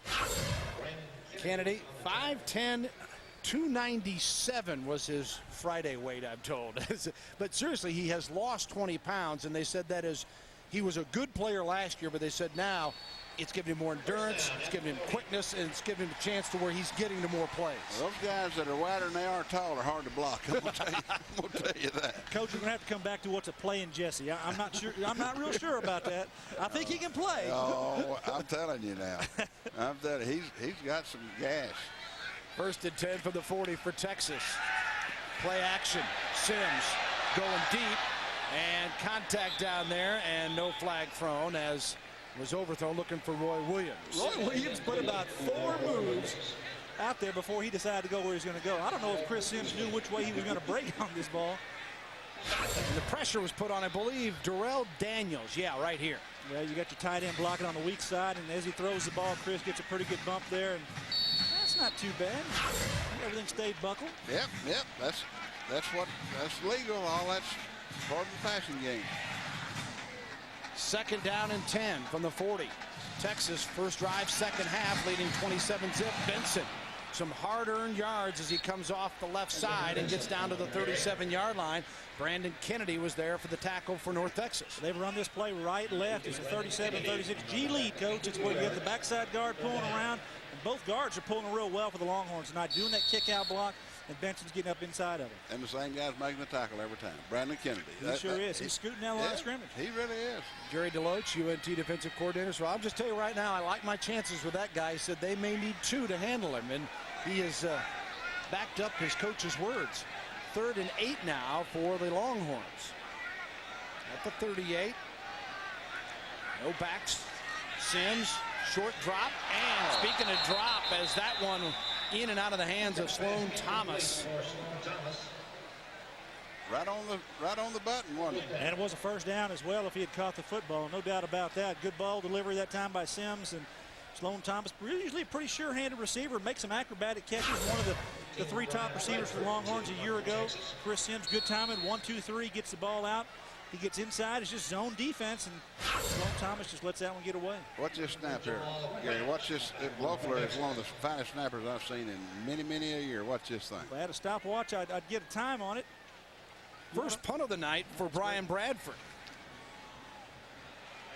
Bradford's kick, trying to get it in the corner. Well, he got a nice roll, and Texas is there to field it on the 1. Oh, my. Special teams. Special teams. I'm telling you. So the first kick of the night for senior Brian Bradford, and he pins UNT at its own 1-yard line. 27-0. Back with more in the 3rd quarter. Yes, Icon. The way business gets communicated. Soccer fans, don't miss out on the nation's best soccer players at the NCAA College Cup December 6 and 8. Soccer's version of the Final Four is hosted by the University of Texas right here at Mikey Myers Stadium.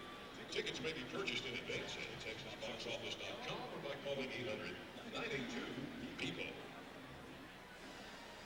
All the defense is back. Welcome back. 27-0 as Texas, the lead over North Texas. A couple of the Big 12 schools playing tonight. Oklahoma State at La Tech. OSU leads 7-0 in the second.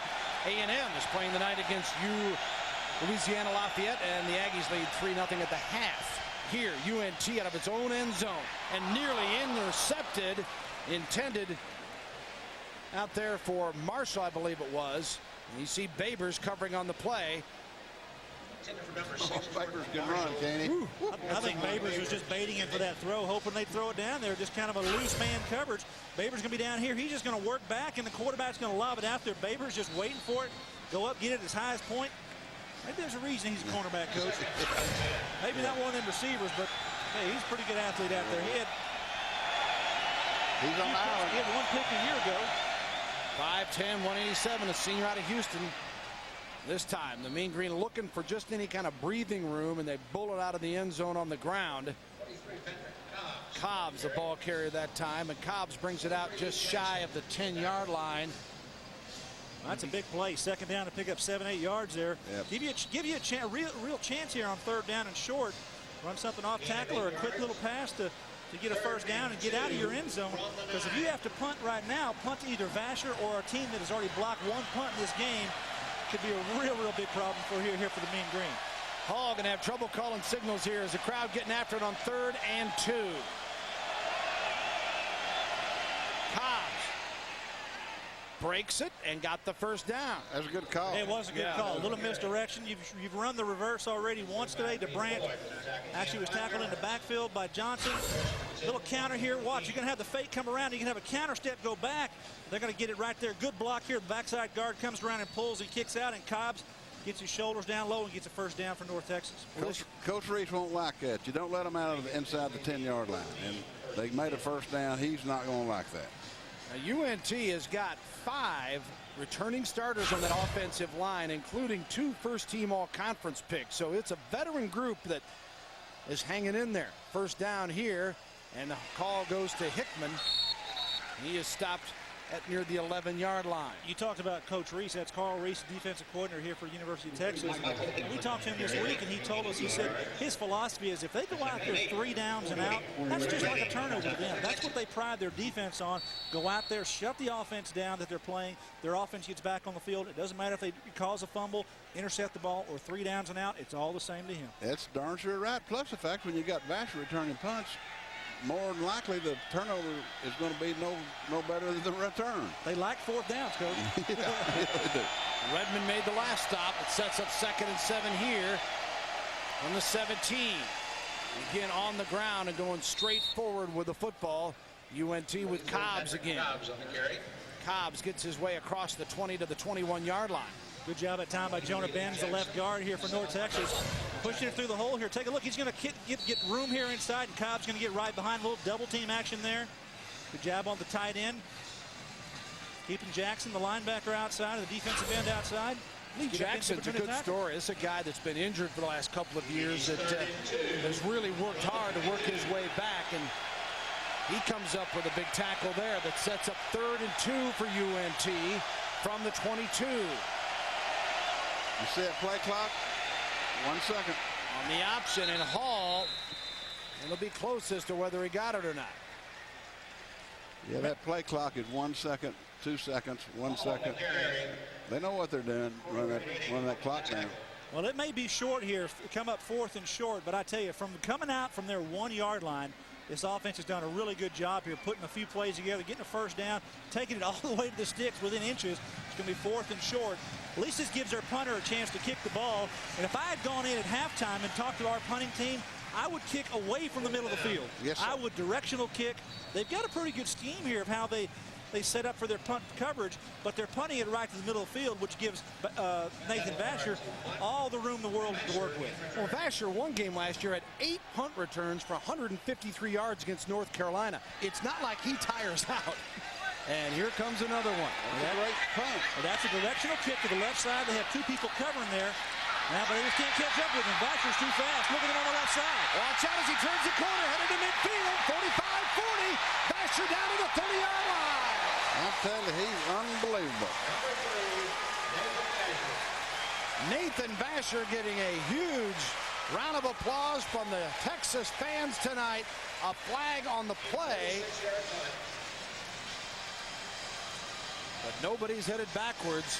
39 yards in the return if it stands. I believe they caught him out of bounds. I believe they hit him out of bounds, Bill. Ben Miller made the tackle. I think the punter actually, didn't the punter make the tackle out of bounds? Yeah, I think he did, Gary. I think that's who it was. And I think he kind of pushed him after he climbed over him. And a little exuberant, I made a tackle. But I tell you, young man, Nothing to be happy about because they bring it back to the original line of scrimmage. Bill, how long was that punt? Well, I'm having trouble keeping track with the punt because the return is so quick and so much, I don't get it marked down in time. Well, it was a good 40-yard punt at least, and he brought it all the way back to the original line of scrimmage. I tell you, that is After a the great play had return. ended, Now, that unsportsmanlike return- conduct on the receivers. Oh. That's a 15-yard penalty from the dead ball spot. First down. Yeah, the line of scrimmage was the 23. He returned it to the 29. So just an incredible return, but they're going to push it back. We'll get it all sorted out when we come back. Stay with us. Following the penalty, Texas took over on the 44. You just missed a 13-yard completion to the 31. Sims to B.J. Johnson. 1st and 10 at the 31 now for the Longhorns. Benson to the 30, picked up one. It'll be 2nd and 9. Cedric Benson, you see him shaking his head, saying, where's my hole? Well, that's got to be an ISO play that they got number 37, Will Matthews, the fullback, trying to lead block there. Doesn't create the hole. Good job that time. Stack it up inside. And who do you think? Brandon Kennedy, that defensive tackle. They're doing a good job up front for North Texas. 2nd and 9. He is really a good player. Unbelievable what he does in the course of a ball game. Been a force on Benson tonight. Benson 17 carries for 49 yards. Does have a TD. 2nd and 9, ball at the 30. Sims got good protection. Going in the end zone for Thomas. Out of bounds and reached beyond the end zone. And Thomas. Well, if you're Gary DeLoach, you got to pick your spots here. You're going to bring some pressure on the outside. This is the first time that the North Texas defense has put a blitz on, and Sims just overthrows Thomas out of the end zone, makes an acrobatic catch, but about 1 yard beyond the end line. Don McGee was covering on the play and had it done that time. So UT now 3rd and 9 for the Longhorns with a 27-zip lead. Clock at 4:47 to go here in the 3rd period.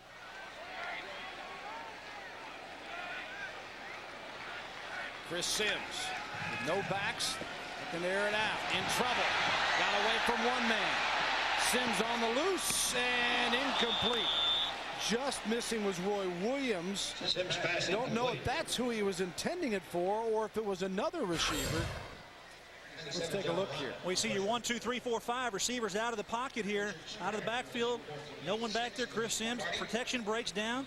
Good job of eluding the rush and throws the ball downfield. He's got 2 receivers here, 1 short and 1 deep coming back to the football. Roy Williams had his fingertips on it but couldn't come up with a grab. David Thomas, he had another tight end out there, number 16, who we haven't seen much of yet tonight, was that other possible receiver. He's a freshman from Friendship that's so highly touted. Got great hands and great speed. They're really thinking a lot of him this year. Who's not highly touted on this Texas team? What a bunch. All right, they faked the field goal with a punt. They pooch punt it as Mangum trying to get it inside, and he did a nice job, but this is a difficult call for the ref. I never know how they're going to place it. They're going to put it about the 14-yard line. That's where UNT will take over on the punt. Stay with us. We'll be right back. 27-0.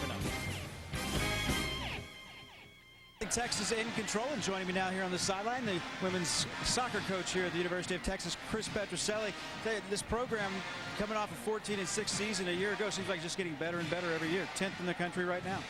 Yeah, we're heading in the right direction right now, and the big thing for us right now is we've got a lot of kids returning who are quality players. We've been a young team the last couple of years, but right now I think we're a veteran team, and I think that's going to help us. For some people that don't know much about women's soccer on this level, Big 12, break it down a little bit for us. Big 12 is a great conference and maybe the best conference in the country. A&M's got a quality team. Nebraska's traditionally one of the best teams in the country, and we've had both Kansas and Missouri and Baylor in the NCAA tournament, so you've got 6 or 7 real quality teams. And coming up in December, you'll host the Final Four of the College Cup. We're really excited about having the national championship of women's soccer here in Austin. The best players in the country here for a weekend, and it should be a lot of fun. I hope you're a part of it on the field. We'd love to be a part of it. That would be a great time. All right, Chris Petroselli, women's soccer coach here at the University of Texas. Bill Land back upstairs. Thank you, Kevin. Hall chased way out of the pocket, throws it away. By the way, Mike Meyer Stadium, about as nice a soccer facility as you could ask for as well, that is on just the other side here of Royal Texas Memorial Stadium. And they don't lack for facilities here at UT. It's fun to visit with the Lost Dodds at halftime. Bill, they're wonderful. They've done a great job of providing these athletes with the very best possible facilities that you could ever dream of, and I think that's a real credit to this great university, because it really has been an ongoing deal for a long time to build them up. Over 80,000 enjoying it here so far. 2nd and 10, ball on the 14 for North Texas. 4:27 to go in the third. 27-0 our score. Hall got a little time here, unloads it, and it is intercepted. No, they're going to call it incomplete. Griffin did everything but hang on. He fought for it, he stole it, he had it, just could not contain it. Scott Hall just throws the ball outside to the left to Michael Thrash. Watch where he throws his ball. It's going to be inside and needs to be out here because Thrash has to stop for the ball. Good job that time, though, by the Longhorn defender coming back. Griffin almost makes a nice play. Out of San Antonio Holmes, a redshirt freshman, Cedric Griffin. Quarterbacks tonight, all 4 9 for 35. Sims, who hit his first 9, 12 of 19 for 150 and 1 score. That came to Edwards. Chris has also scored 1 himself. And Benson has a TD. A couple of field goals from Mangum, the other scoring. Pass out of bounds here. Well covered in the secondary by UT. That time, Rod Babers. You know, one other thing, Bill, we could have talked about when we had Coach Roll on is he is the first guy to allow Texas to play North Texas. I mean, when he was coaching here, they've been trying to play, and of course it was a big money game for them, and he let, you know, he agreed to it and really helped them out, and I think that sort of got them going toward Division I. And for a school like North Texas, playing these games is a must. Not just to build their football program, but to help support their entire athletic program. Speaking of athleticism, guess who's back here? Vasher. I bet they're holding their breath. On a 4th and 10 from the 14-yard line, Cadlebar is standing on the goal line. Kicks it from 2. He's trying to kick it directly, Gary, like you said. That's an excellent kick. That's what you have to do. Take him out of his rhythm catching the football. Don't kick it right to the middle of the field where he has all the room to work with. That was a good ball. It stayed low, and nice bounce after a nice gain after the bounce. 57 yards, I believe, on the punt that time. And Texas will take over, on their own inside their 25-yard line. And we'll see what they come up with here.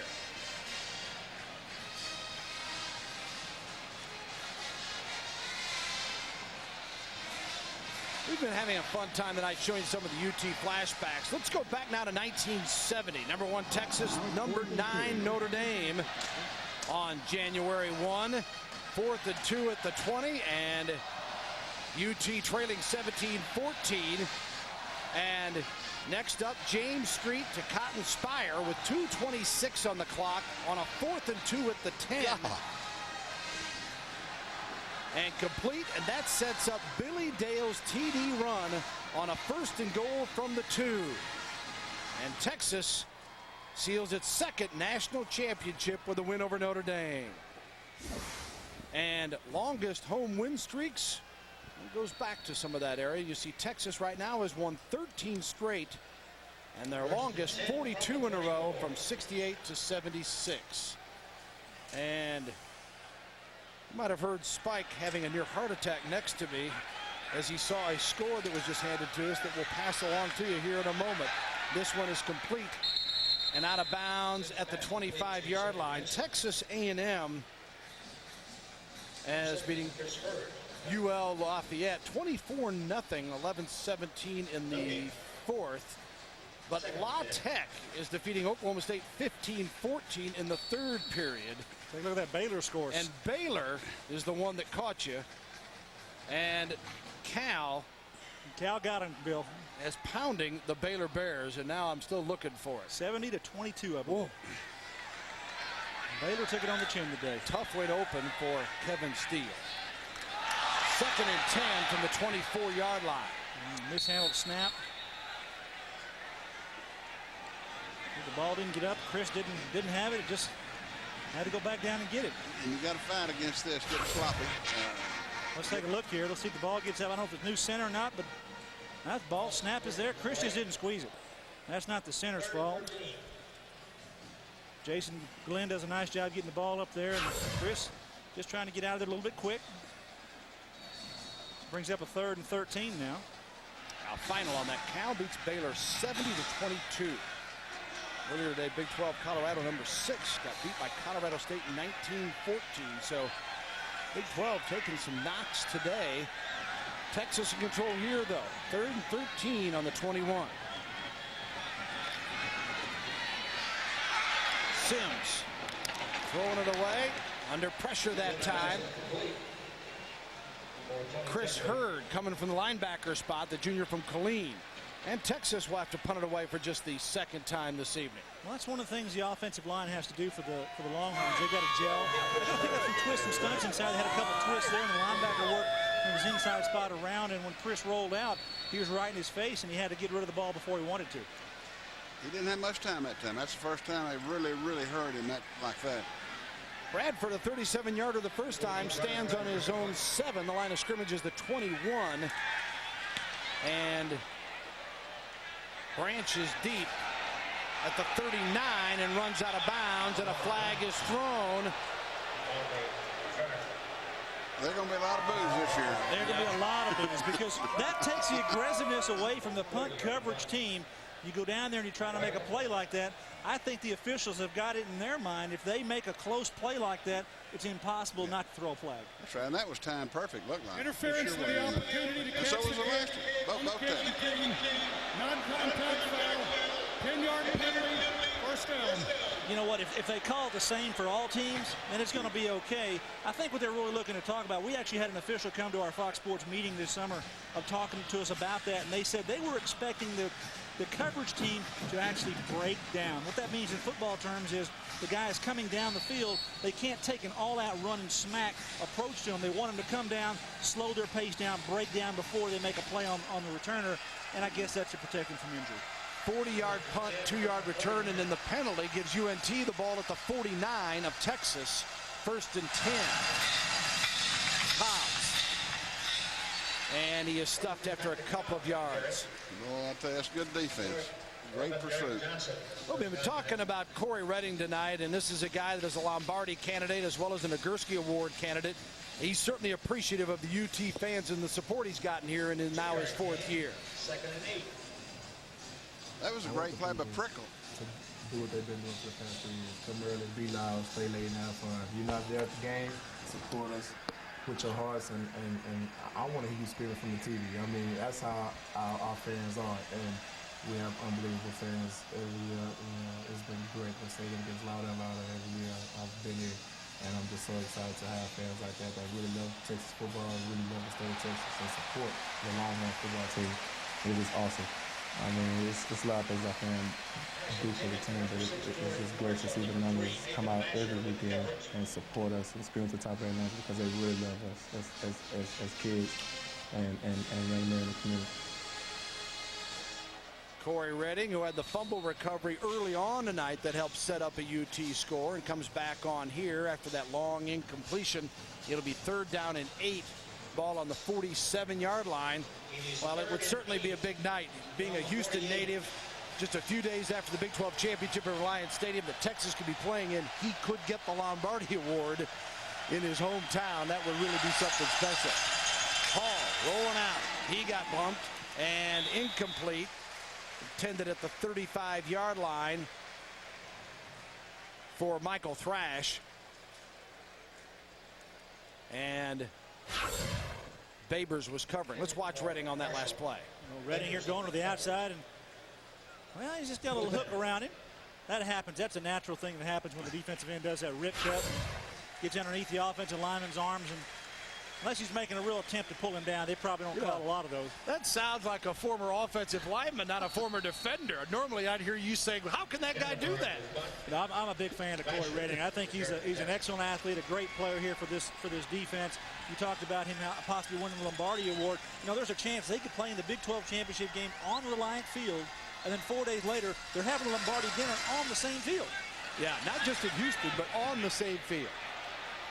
That punt deadens inside the 10 and then rolls back across to the 11-yard line. Nice kick by Bradford. And since you've talked about it, what would it mean for Corey Redding to actually win that Lombardi Award in his hometown? It'd be so great. I don't know how it feels, based on my season and everything I have to do to receive that award at Houston and to receive it in Houston with my friends and family there, my teammates while I grew up playing high school, just to receive an award like that in my home turf, it'd be awesome, it'd be great. So I'm setting my goals real high to achieve that also. Well, it's a long season. There's a lot of guys on that list, but he certainly has been impressive so far tonight in doing his part. 27-0 here. Sims in trouble. Brought down at the 5-yard line on a 1st and 10. And this UNT team is rising to the occasion here. Adrian Owasum making the tackle. Owasum, a sophomore from Fort Bend, a Stafford High School. They're excited about the play of their defensive end. And he just beat VC to the outside, just got up on him and pushed him back into Chris Sims and made the sack. 2nd and 16. Sims from the goal line, nearly picked off. Spencer covering on the play and intended to check here. Thomas, again, that tight end we were talking about earlier, Spike. No chance. But we've had a scoreless 3rd quarter with 42 seconds remaining. That's what North Texas was trying. Like, you know, they started punting away from VC. That's what they've got to do to begin with. They got a chance that way. Now 3rd and 16 from the 5-yard line. Mean Green, normally not a blitzing team, showing a little blitz here. Let's see if they back off. And Sims calls a timeout. Well, his play clock was down, Bill, all the way to 1 second. He luckily got the timeout call. Tried to make an adjustment on the field. Just tapping his head. Had some kind of an audible going. Don't know what it was, but just obviously didn't have enough time to execute. And Daryl Dickey's got to be thinking here, all right, we stop them here. We're finally going to get the ball with great field position, or they should.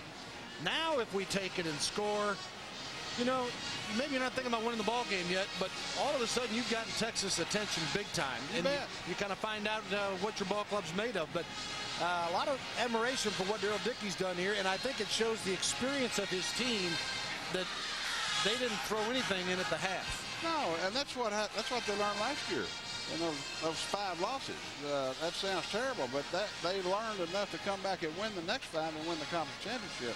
And this will be good for them. This will be a heck of a lot better team Monday than they were this morning. I'm going to tell you that. And they've got 20 returning starters for the Mean Green football team. That's impressive. And they're picked, by the coaches in that conference to be the front-running team to win the conference again this year. Well, I think the good thing about it, Gary, they haven't quit. They haven't even slowed down. In fact, they're playing better now than they did to start the game. And quit punting to Vassar. That helps a lot.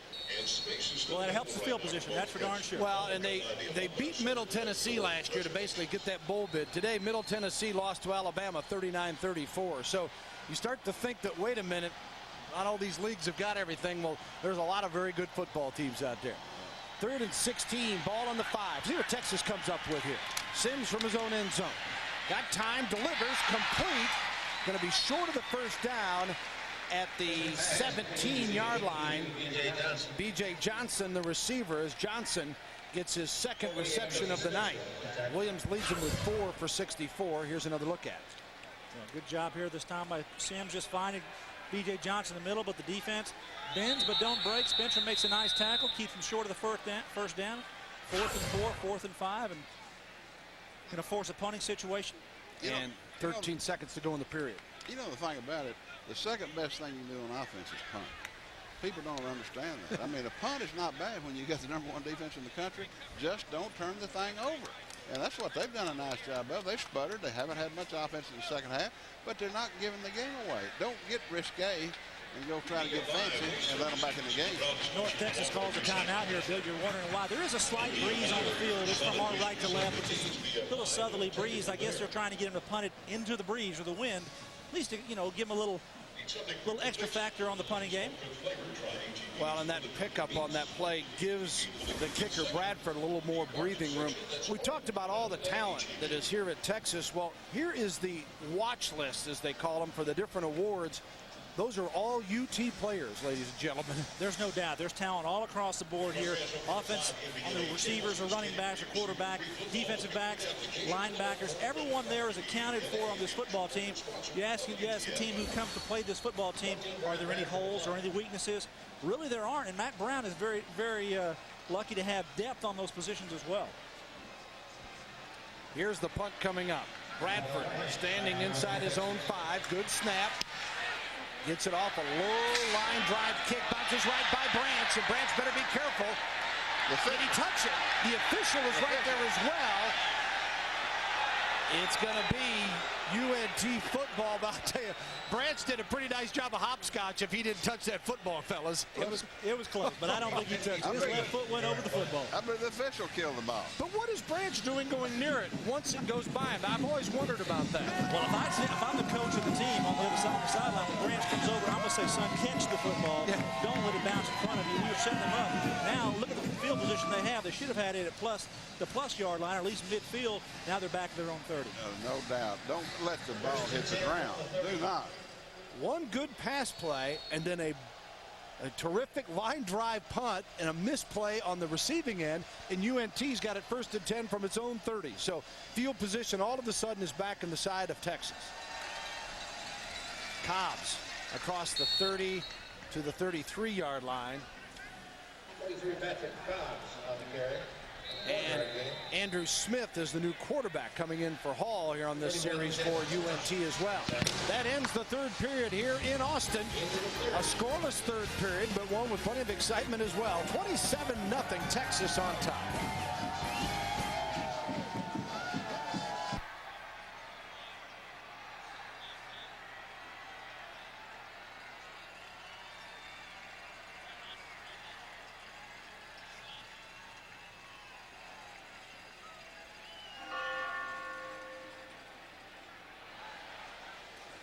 $27-0 here in Austin. There's the new quarterback, Andrew Smith, sophomore from Bay City, Texas, 6 foot, 180-pounder, operating out of the shotgun here for North Texas. Bill Lamb, Gary Reason, Spike Dykes up top. Kevin Eschenfelder running the sidelines for us here tonight as we're all set to go, and then a flag was thrown. So, Bill, this quarterback is fast. I saw him play when he was a senior in high school and won a state championship. He can run. First down. Plus he can throw it. He's a good quarterback, good athlete. We had a dead ball personal foul against the Longhorns. Ball's not even snapped, and something's going on. And Spike is asking Nathan Vasher. Oh, I think he taunted him. Oh, that's Coach Aquino, their defensive his secondary coach, walking up to Vasher. He is not happy. That's Dwayne Aquino, secondary coach, and he does not like that. That is a personal foul against the defense.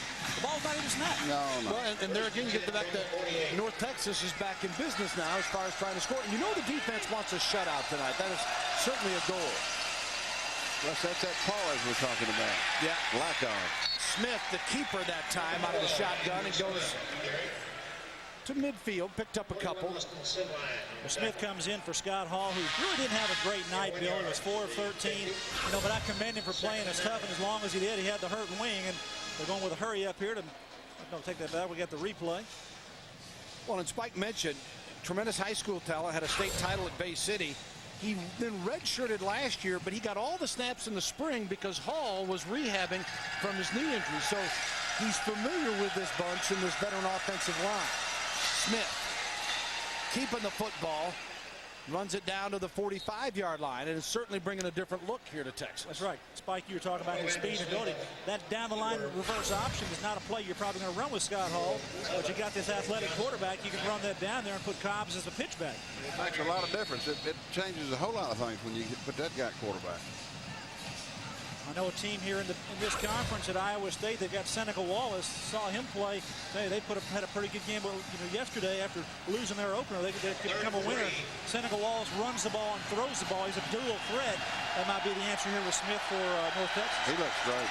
Wallace does. Smith keeping the football again, and will move the chains. It would appear he needed 3 to get to the 42. And Austin Senline there to lead the charge defensively for Texas. Texas playing a lot of guys on defense. They've had a lot of substitutions. They're getting a lot of guys in the game. And this is what they need early in the season. And I still see number 40, Corey Redding, out there, that defensive leader, a senior defensive captain. You know, what you got to do early is you have to figure out what makes the chemistry, what makes it all work. And and really thrive on that. And these guys have looked good as far as their poise is concerned and the way they play. They you haven't seen many critical errors from Texas tonight. There you see what they need for the first down. You mentioned Seneca Wallace, and Kansas fell to Iowa State today 45-3. Iowa State, another example of a school showing some patience with a head football coach that was very close to losing his job. Back-to-back bowls, got it rolling now all of a sudden. And kind of a nice message, I think, just to the rest of the league. Dan McCarney's a great coach. Yeah, Dan McCarney's done a great job at Iowa State. 4th and 1. Texas fans want something to yell about. Cobbs bullying his way forward. Looks like he broke the plane. Yeah, what vision we've got from up here, right? Like we could tell. North Texas their line came off, and that's a great surge to the offensive line. They got to be proud of that. Well, Andy Brewster in the middle there, 57, their center. He played with Benson at Midland Lee, and he is a 6'2" sophomore. Couple of state championships, yeah. Those two guys. So that's a good play. That's a good play against a good defense. There's Brewster setting up for Andrew Smith, another youngster, taking the snaps here, and he'll get another series with it 1st and 10. Branch in motion for the Mean Green. Cobbs weaving his way across the 40 down to the 38, maybe 37-yard line. And kind of a change of pace now for UNT against this Texas defense. Yeah, it really is, and I think that when you have quickness at quarterback, it changes a lot of things, and you can see the momentum change a little bit offensively for North Texas. They're a little bit better, and a little bit more higher gear than they were a while ago. Sendline made the tackle on that play. Well, and for Smith, a chance to sit on the sideline and just kind of take it all in for a half, too. A little bit different. A UNT fan thinking, well, why didn't they play him earlier? Well, let him kind of get a feel for what's going on here as well, and have a defense that's played half a game that he goes out there for the first time. That's usually the case. You know, the big deal is that he's getting in the game and getting some action. Stay with us. We'll take a brief timeout. We'll be right back. We've got 12-11 to go in the football game. Texas with a 27-zip lead.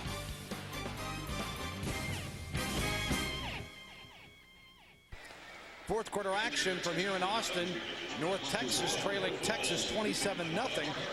But the Mean Green with a 2nd down and 6, a ball in the 38. And you know Texas wanting this shutout. That kind of becomes the interesting point of this ball game here right now, that North Texas get down into toward field goal range. Fans are out definitely to support the Longhorns this year, Bill. Sellout again tonight. Long time consecutive streak of opening sellouts, and sellouts forever be here. You know, when we came in the stadium, a lot of orange seats out here in the stadium, and that's where all the season ticket holders, they can buy a padded seat to be there when they get here. So it's just like the comforts at home. Yeah, they do make it right for you. Cobbs, he's stuffed as Texas smelled that play out, and Patrick, nothing doing. 62,000 season tickets sold this year for the Longhorns. That's impressive. That's what you call support right there. Well, interesting, the lost odds, first thing you brought up when talking about Mac Brown and Coach Royal talking about that as well. Hey, he's putting people in seats, and his team and the progression they've made, and largest ever for a home opener tonight, 83,051. And the slogan, of course, is come early, be loud, stay late. They have certainly lived up to that tonight as well. I was out here this morning around 11 o'clock, and RVs and barbecue pits going and everything else. Here is Smith slicing down to the 31-yard line. What's that freshman Brian Pickerel come from the backside and make that tackle? Yeah, Pickerel out of Jenks, Oklahoma. Well, he's a projected starter potentially at that defensive end spot. Watch him just come right down the line of scrimmage here. Go ahead and track him on down. Good job that time. Good play for a freshman. It's a good play for a freshman, you know. He went around the block and he just got the speed to get there. Went the long way, but that's okay. Makes a nice play. Graduated early so he could be here for spring football and just get acquainted with the whole system. So the freshman showing he did learn something, and he's got great speed to go with it. Here's Smith, plenty of time to throw on 1st and 10, now in trouble. And he is brought down for a loss on the play at the 37-yard line. So the Texas defense answers as Miguel McKay comes through, a senior from Lufkin. Well, the pursuit here of the Longhorn defense, they've got some guys in there that haven't played a lot now, so just watch them react. Coaches want to see them on film. They want to see how they do under game-type situations. You can't do all this in practice because they don't let you tackle those quarterbacks. They wear red shirts, Coach. That's exactly right. Nickel defense coming in now. We got 5 defensive backs in the game. McKay making that play, and he's an example of what Gary's talking about. He's a fifth-year player, battled some injuries and getting some valuable playing time here tonight. 2nd and 15 now for Smith in the mean green. Cobbs right up the middle across the 35 down to the 33-yard line before he is brought down. It'll be 3rd and long for North Texas. Bill, you mentioned Brian Pickrell coming in here in the springtime for the spring semester. That is extremely important for a young man like that. You know, he got acquainted with the system, and more importantly, he got exposed to the coaching staff, got exposed to the system, made an impact. They were projecting him to play, and they are projecting him to play quite a bit as a freshman out of high school this year on that defense. That's just being exposed. Now, if he'd come as a freshman for camp, probably wouldn't have gotten as many looks. Going to be able to have a chance to play early in his freshman year. No doubt about it, Gary. That's the key to the whole deal. In fact, he was here all spring. Look at him dropping now. Zone blitz. 3rd and 12. He dropped the football, picked it up, stumbles, and falls to the 34-yard line. Great pressure by the Texas defense. Jackson comes up with the play. And Stevie Lee also there. There's Picker on the outside talking about the zone blitz. They're going to bring from the outside. The quarterback, he doesn't put the ball. It looks like he's on the ground, but I tell you, this young man's got some athleticism.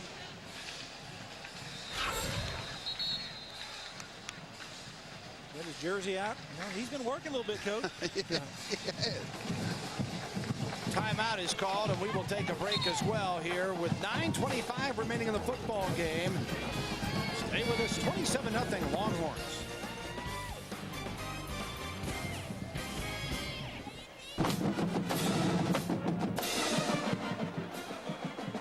UNT on the short side, and following the timeout, Texas will call a timeout here with a 4th and 13 coming up, and UNT sending its offensive group back on. Darrell Dickey looking at it that, hey, let's go ahead and see if we can make something here. No doubt about it. You got the ball on the plus side. You're not going to punt the ball. You're going to make something happen here. He's looking at my defense. Hadn't had this good a position to work with all night. I might as well go for it. There you go. Yeah, you're on the 35-yard line. You punt it, all likely you'll be in the end zone. You get on the 20, come about 15 yards, go for it. A lot of attention you see there being applied to Corey Redding as a number of trainers around him and being helped up, and he had been off for quite some time, and looks like he's going to be headed to the locker room here. Holding shoulder, looks like, Bill. Yeah, he's got that right wing in tight. Boy, you just hope that nothing seriously has happened to him. You can see the size of Corey Redding. He was really bulked up since his freshman year. Came in here as a linebacker. Coach, you say he's about 275 now. But a lot of that has to go with their strength and conditioning program here at the University of Texas. And they've got one of the best coaches there. Mad Dog. Mad Dog Madden. I'm going to tell you, those guys have more influence on the football team than any other person besides the coach now. They have them all year. Out of the shotgun, 4th and 13 for Smith in the mean green. Going in incomplete. Underthrown, well covered. 3 defenders in the vicinity there as Smith's ball, as Huff was out there leading the way from the safety position. And Texas will take it over on downs, and the shutout remains intact. You know, that quarterback reminds me of the offensive coordinator, Ramon Flanagan, when he was playing at SMU. The same, you know, I don't know if y'all remember. Yes, I do. You couldn't tackle him in a week. Yep. And, very slippery. Had a great presence back there. Unbelievable. One of the better quarterbacks I ever coached against as a coach, I'll tell you that. Yeah, Flanagan, offensive coordinator for North Texas, and said he's telling his players, hey, Texas didn't want any of us, including me. He said, let's go down here and prove something, fellas. That's our rally this week. 1st and 10. And Texas keep it on the ground. And this has been a story that has been a struggle. He's still playing, Coach. Cedric Benson, his 18th carry. And the UNT defense has held Texas 28 carries, 45 yards rushing for the Texas team. And Brandon Kennedy, the nose tackle, just makes a nice play. That time slides down the line of scrimmage and just corrals Benson. He's really fun to watch. He's fun to watch, isn't he, Gary? He's up and down the line. 2nd and 10 from the 35 after no gain. Sims in trouble here, and he is brought down for a loss on the play. Yes, sir. Yeah. He might have been offside a little bit. Well, he jumped sideways. He didn't jump into the line of scrimmage. Actually, He can't jump sideways. He did jump sideways. Watch this here. He's not going to jump forward. He's going to jump sideways. See that? All right, then he goes around the right guard or the left guard, and Chris Sims says, wait a minute, you guys got a block for me. Oops. It's one of those lookout blocks. Bo Baker said, uh-oh, look out, Chris. You know, we can laugh, but that's 5 times Sims has been sacked tonight. And that's got to be a concern because they have virtually no experience behind him this year. As Chance Mock is a guy they want to see get some time tonight to develop him, that he is talented but inexperienced. Sims completes this one out near midfield on a 3rd and 13. He throws a dart as Conrad is covering on the play. Roy Williams, the big reception. That's a beautiful play, wasn't it? Well, nice little 15-yard square in on the left side of your screen here. You can see Roy Williams, number 4, come in. Chris Sims going to hit him right outside the hash mark. Bingo right there. And then Roy wants to do something after the catch. He's trying to get away from the tackle. But that's a good throw and a good strike for a first down. A gain of 17 yards in the play, and there's Chris' numbers tonight. 15 of 24. And the touchdown pass to Edwards in the first half. No scoring in the second half. This one bounces off the hands of Cedric, B.J. Johnson. Let's go down quickly to Kevin Eschenfelder. All right, Bill, you know, as you guys saw Corey Redding going off, I guess the good news is it's not a shoulder injury, it's bruised ribs. He's gone into the locker room to be evaluated. Bill? All right, thank you very much. And yeah, you can take those ribs, Bill. You can tape them up. Those shoulders. It's adios. You can't Spoken play. like a true head coach, huh, Gary? Tape them up. I've played with the rib before, and it ain't fun. It's not fun, but it is something you can play with. Yeah. And the other part of that, as flags are dotting the field here, is that Texas does have this next week off before they go to North Carolina. So they got a little time there. Hopefully that will help it heal. Yeah, the right tackle, VC, stepped up here, picked up off the line of scrimmage a little quicker than Chris Sims called for the snap. Sent him back 5 yards. Well, you know, Texas has done a good, they've looked good enough. They just haven't run the ball well. And North Texas has something to do with that. They've got 20 starters back, as we said, and that defense is good. Those safeties are really good players. You know, though, Texas, though, they have an excellent play-action passing game, Coach.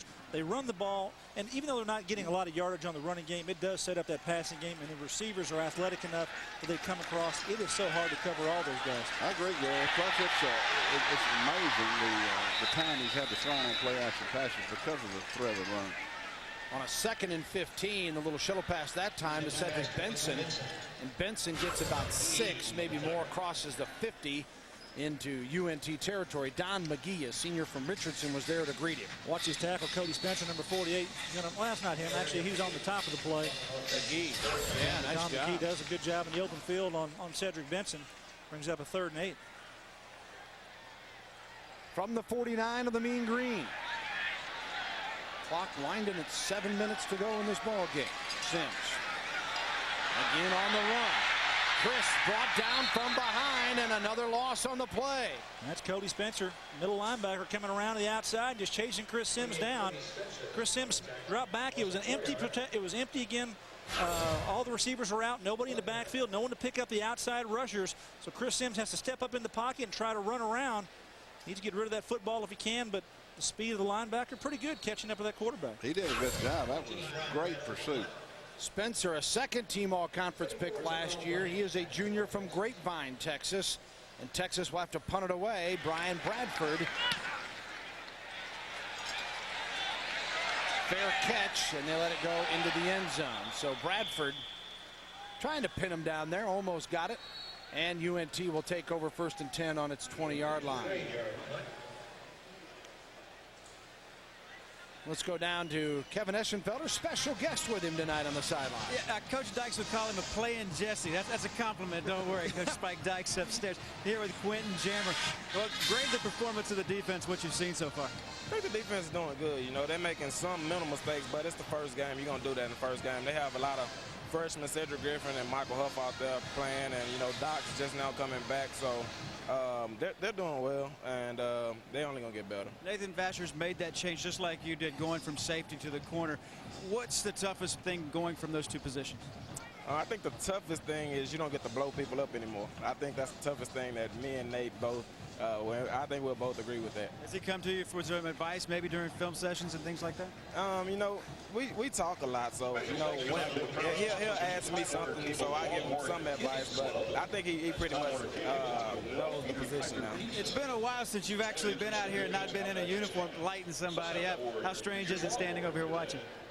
It's kind of strange just because, you know, I'm supposed to be out there. I mean, it's been a year since my first game out there, you know, and they already starting up, so it's strange, and I'm trying to keep calm. All right, Quentin, good luck to you. All right, Quentin Jammer, guys, back upstairs. Thanks, Kevin. Of course, Quentin drafted by the Chargers and has yet to sign, and that is really unusual anymore, isn't it, guys, where guys pretty much get slotted, and once the signing starts, agent and teams pretty well know where their guy sits. In the NFL, you've got a salary cap, you've got a floor, you've got a maximum you have to reach, and players usually do fall into those slots, but there are some intangible things that you have to account for in the contracts, and that's what these agents are doing now. They're trying to squeeze everything out of there, you know, especially for a young man like Quentin Jammer, and I've just read some bits and pieces about his situation, and it doesn't sound like he's being unreasonable. Perhaps the Chargers just aren't prepared to sign him on the dotted line. I'm Marty Schottenheimer. I'm saying get that guy in here. We need you tomorrow. Yeah, the Chargers need all the help they can get. They've got some potential, but they need that fella. Brian Prickle made another play there for a freshman. He continues to shine here as Smith scrambling on that play. It's 2nd and 9. The ball on the 21 for UNT. Texas trying to preserve the shutout. There has been no scoring. But kind of a strange game that Texas came out, showed its strength early, dominated when they needed to. UNT has just hung tough in the second half, and it has just been a defensive battle. UNT was 78 yards rushing, and in the passing game, they've only hit 4 of 14 as a team for 35 yards. So the Texas defense has just been stellar, but so has the UNT defensive unit, as they have held the Texas rushing game in check. Benson 18 for 49 to lead them there. Huff making the play that time, and it's 3rd and 9. From the 21. Out of the shotgun again for Andrew Smith, the sophomore from Bay City. Flag thrown. And they're going to stop the play.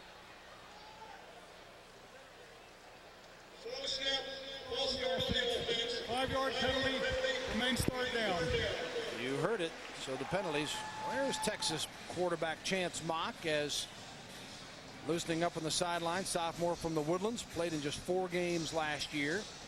I like this nowadays. You got your color-coded mouthpieces. You got the mean green. They've got a green. And look here, you got the bright orange for the Longhorns. It makes it easy to find when you're playing a team out there, because if they're clear like I used to have, Coach, you know, they're out there on the field, you drop them, you don't know whose is whose, but this is a way to find your own mouthpiece. Without a doubt. Without a doubt. Pretty soon. Oh, there's one. That's one of the old-timers. I like that. At UNT, they've got budget problems. Nothing fancy for the mean green. That might be your orthodontics there. That might have been prescribed. 3rd and 14. And incomplete to Thrash. There's another one. Well, Marshall, beg your pardon. I guess it's just by choice you get the colors. 4th down as the Texas defense again stiffens. Huff was covering Marshall on that play. You think Vasher will get a chance to run this one back? Probably not.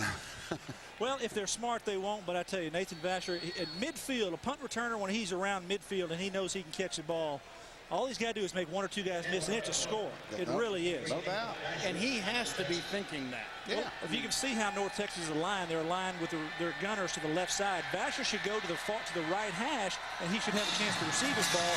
Now he's going to go right. Well, they kicked it right in the middle of the field, or actually right on the hash. Yeah, throw flag. Go ahead. Yeah, there's that halo deal again. That has got to be. That is good. They've got to fix that. I just do not like the that. The intention is there, like you guys were saying, to make the defense break down and avoid the collision and the injuries, but that is not going to work now. How many times have you seen a rule change in midseason? Well, I don't know, but I do know this. I watched 3 college football games today before this one, and everybody announcing every one of those college games said the same thing. It's no good. It's no good because It's changing the game, Coach. It's not making anybody safer. It is changing football. And when you change football, that is not the right thing. I understand protection, and I understand trying to be able to, have a guy be able to return a ball. But realistically, this is changing the game itself. And 10 yards is a lot of yards. You go up 10 yards on a play. That's you can't do that. Look at the field position change here now. There's a lot of difference on the 42 and on the other 48. Here's Chance Mock with his first work of the season. And flag thrown already here. 5:06 to go. Substitution problem.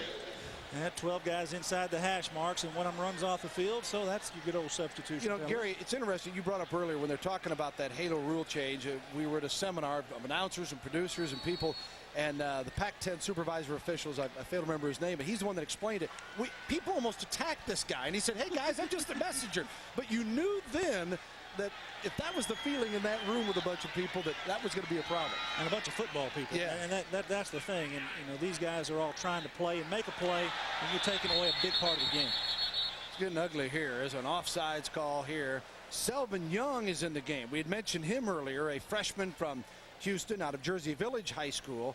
He's number 3, so Texas fans get a chance here to see a couple of their young players that everybody's eagerly awaiting to find out just what they bring to the table. Young's had a great camp, great 2-a-day practices, and talked to Coach Brown. He said he really is excited about Selvin Young.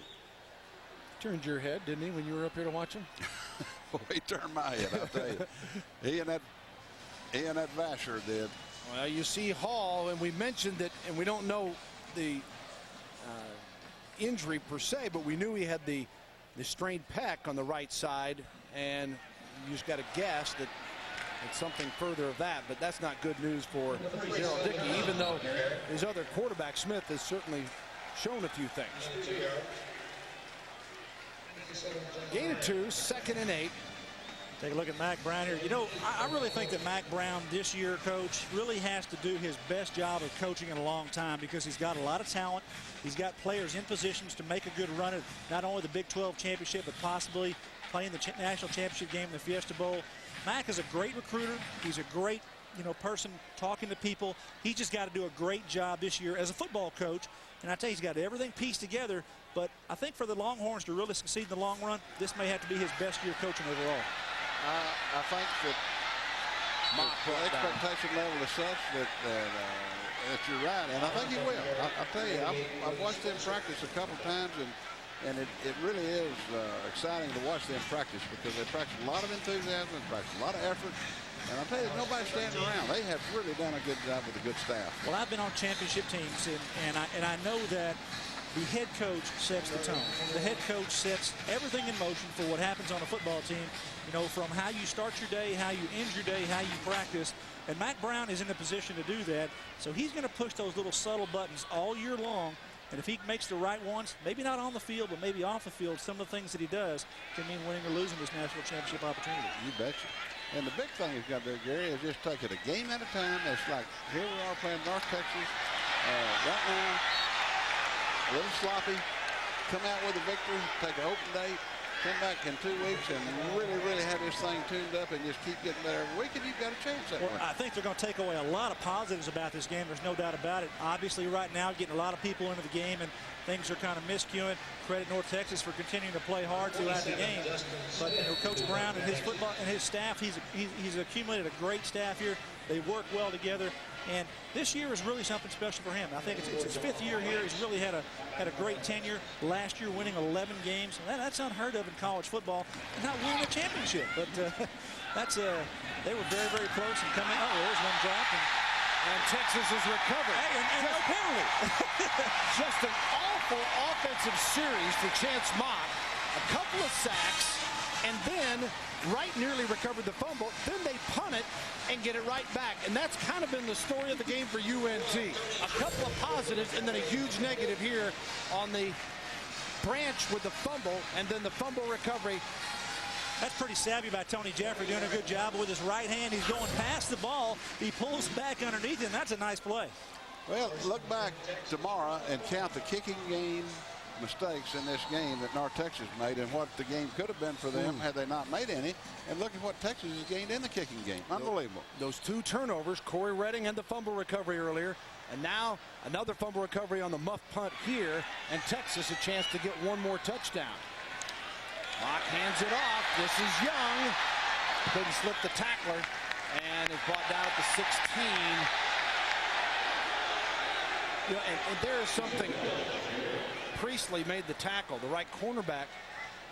North Texas tackles well. There haven't been many missed tackles tonight. When they get their hands on you, they bring you down, or at least they hold on until there's help. I'll tell you something else they do, Bill. They pursue well, and they rush the passer good. They've got a good foot. Those safeties are good players. That defense is a good defense. 2nd and 6 now. Clock moving, 2:15 to go. Young looking for a hole, scampers over 1 man and then busted, and then hit hard at around the 12-yard line. Selvin Young, 6 foot 195, ran for 17 touchdowns in his senior year at Jersey Village. 1,417 yards. Counterplay, good job of reading here, getting inside. He got somebody on his shoe tops there behind the line of scrimmage. It looks like he's got that kind of a shifty move there, Coach, where he can wiggle in and out and get in that hole pretty quick and pretty good acceleration. You got to like it, the press guy. They've got what record you want to set? The NCAA rushing record. I mean, I like a guy who comes in here going, I want the big one. I want it all here. You got to like that attitude. Well, you come to the University of Texas and you may have an opportunity to do those kind of things. You take Corey Redding, and I respect him very much. And what did he say in his interview with us? He said, I came in as one of the most highly rated defensive players in the country, and I want to go out that very same way. That's the mentality of the players here at the University of Texas. They expect nothing more than the best from themselves, and when they play well, they can win a lot of those awards. Mack looks like he's about to explode. I mean, it's just really got to be a frustrating finish if they don't take it in and score here, particularly. Well, it's a typical first game. It always, if you're not careful, it gets sloppy. You start off good, and then you finish slow, or you start bad, you finish strong. And it's hard to go play 60 minutes. Chance Mock was a really highly touted quarterback from the Woodlands High School outside of Houston, and 2 or 3 years ago came in here. And hey, he knew that Chris Sims was here. He knew that Major Applewhite was here, but he knew someday he'd get a chance to show his wares. And he throws one here over Sloan Thomas out of the end zone. Talented, got good size, good ability. There may be a time when Chance Mock has to come in and win a football game this year for the Longhorns if something happens to Chris Sims unexpectedly. That's why it's important he play tonight. Yeah. And that's why it's important. A lot of those guys play tonight. And I will say that about Texas. They played about 50 players tonight, and they got needed experience in a lot of areas. Mock on that play, 3rd and 7, looking for Thomas, as Gary mentioned. Now 4th and 7, they're going to go ahead and go for it here. And again, for just this reason, that they want to give this young man some experience and give this offensive unit an opportunity with 57 seconds to go. Ball on the 17, flag thrown. Daniels chasing Mock, and another false start by the offense. That won't set well. Dead ball, false start offense, 5 yards, still 4th down. That is the 21st penalty of the night between the two teams. Texas 12 for 95 yards, North Texas 9 for 93, and obviously they've hurt North Texas more as Redding comes back out on the sidelines, and he's smiling his face, so he can't be in too much pain. It was a smile or a grimace? Yeah, you might be right there. Somebody might have wrapped around his shoulder. Give a little elbow in the gut there. Hey, how you doing there, Corey? Don't hit me. Don't hit me. All right, here we go. 4th and 12 now from the 22. Mock with a shuttle pass, and he got smacked. Boy, he did. I tell you, Chance Mock got smacked. He goes ahead and shovels that ball up there, and he's telling Selvin, hey, you got to keep running. I'll put it right out in front of you. But I think it was Brandon Kennedy probably just hit him like a ton of bricks right in the old noggin and knocked him back. Take a look at what happens here at number 5, Chance Mock. Hey, big-time college football, you like it? Bingo. Brandon, not that bad. Oh, he made a little show after that. But for Brandon Kennedy, that was just like a fly. That was just, okay, get back there. And you know, this is what you do when you play everybody. This can happen. It can happen. You break your momentum. You've got a different quarterback, a different snap count. It's hard. And I think Mack's doing the right thing, playing all these guys and getting that first game experience in it. 54 seconds to go, and UNT looking content to try to run it out here as they ball is handed off on 1st and 10. Carries number 21, Roy Bishop. Bishop, the ball carrier, his first carry of the night. North Texas tonight with 90 yards rushing to Texas 28. Those sacks have added up to take away from the Texas rushing total. Benson with 18 carries and 49 yards. Roy Williams had a reverse for 17 yards. And then the negative numbers of B.J. Johnson, Mock, and Sims.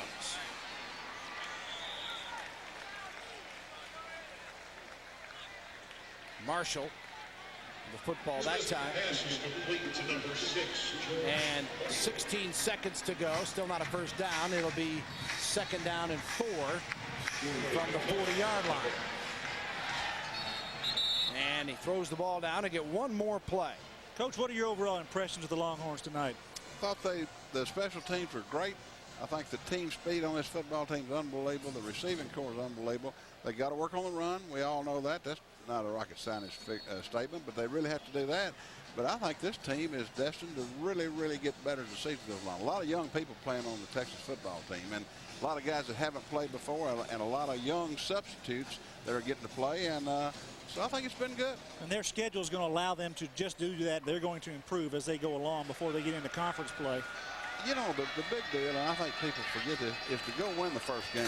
Yeah. And I'd rather win it and you know, be a little sloppy than go play your tail off and lose it. And so they're in good shape. They've done a good job. In fact, at times they look fantastic. Well, you take the first half of the game, there wasn't a whole lot to be disappointed about. Kevin Eschenfelder talked to Mac Brown and didn't have a whole lot of bad things to say about his football team. And, you know, coming in here in the second half, obviously, you know, changing people in and penalties, and the pace of the game has really changed. But the first half, when they had all the number ones out there, everybody clicking, everybody doing what they want to do, looked like the Longhorns really have an exceptional football team. No doubt. And then plus when you're ahead 27-0 the first game of the season with a team that has not been together, it's hard to convince them that the game's not over. You know what I'm saying?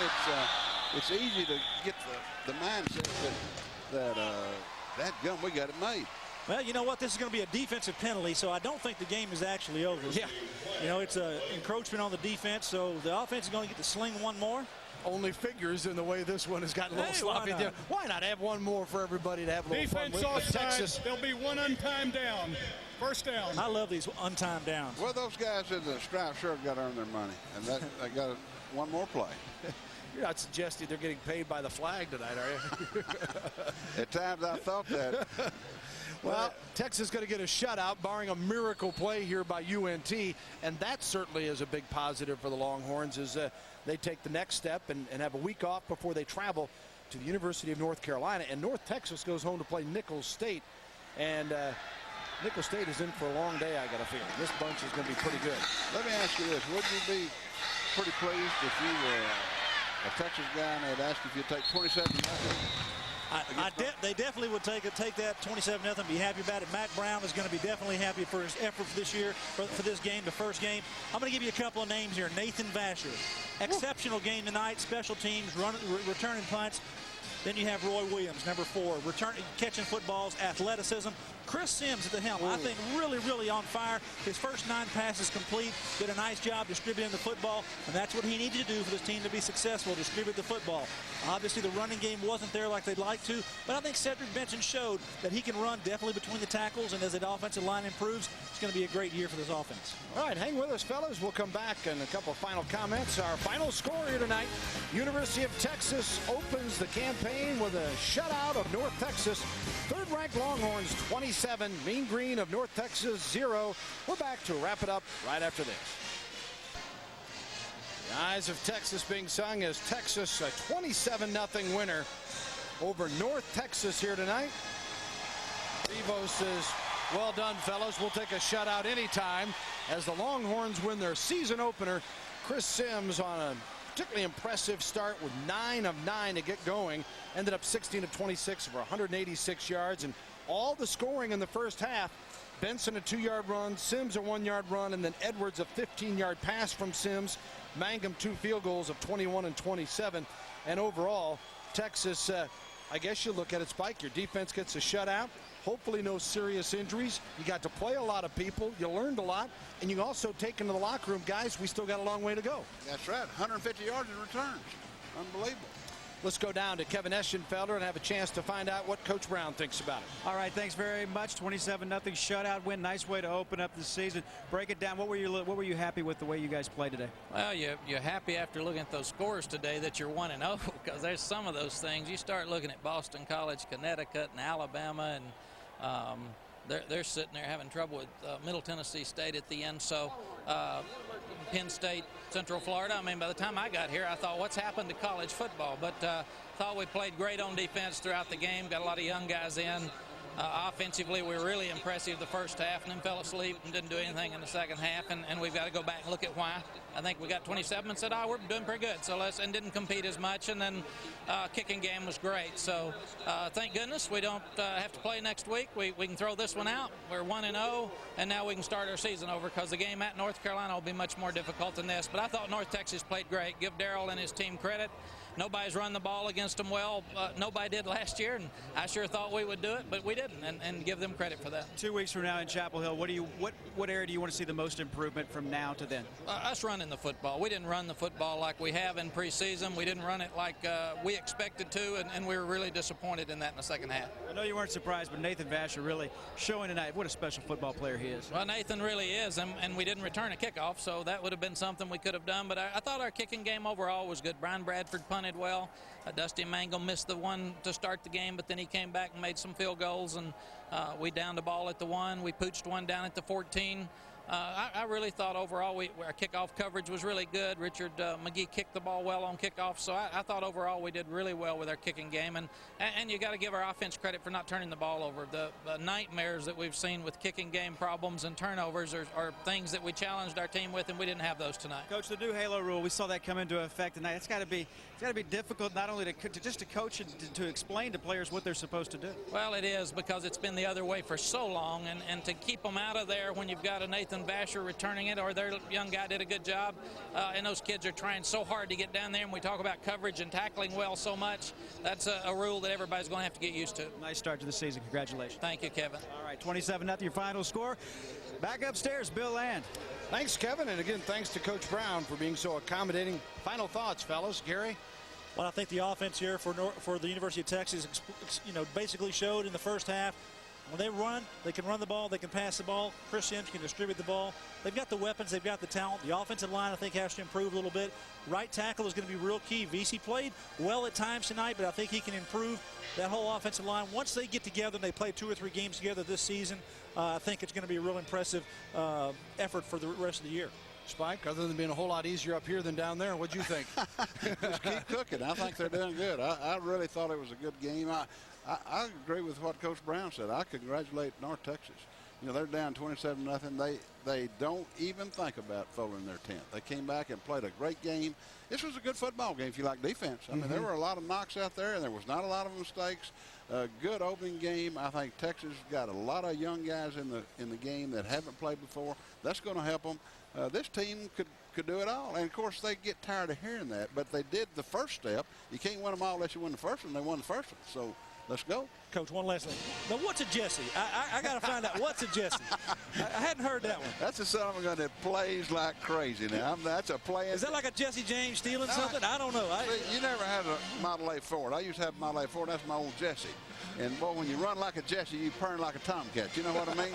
And that's what's really good. Old Jesse. We're getting out the sticks now. We're getting good here. I like that. Catch Spike in the studio every Saturday, folks, for more of those jabs. It's been a real pleasure, Coach. Thanks so much. Thank you, Bill. Thank you, Gary. Appreciate it, man. Enjoyed it, Coach. For Gary Reason, Spike Dykes, Kevin Eschenfelder, and our entire crew, this is Bill Land saying so long from Austin. Once again, our final score of the Texas Longhorns, 27, University of North Texas Mean Green 0. You've been watching coverage of the University of Texas on pay-per-view, produced by Fox Sports Net. So long, everybody.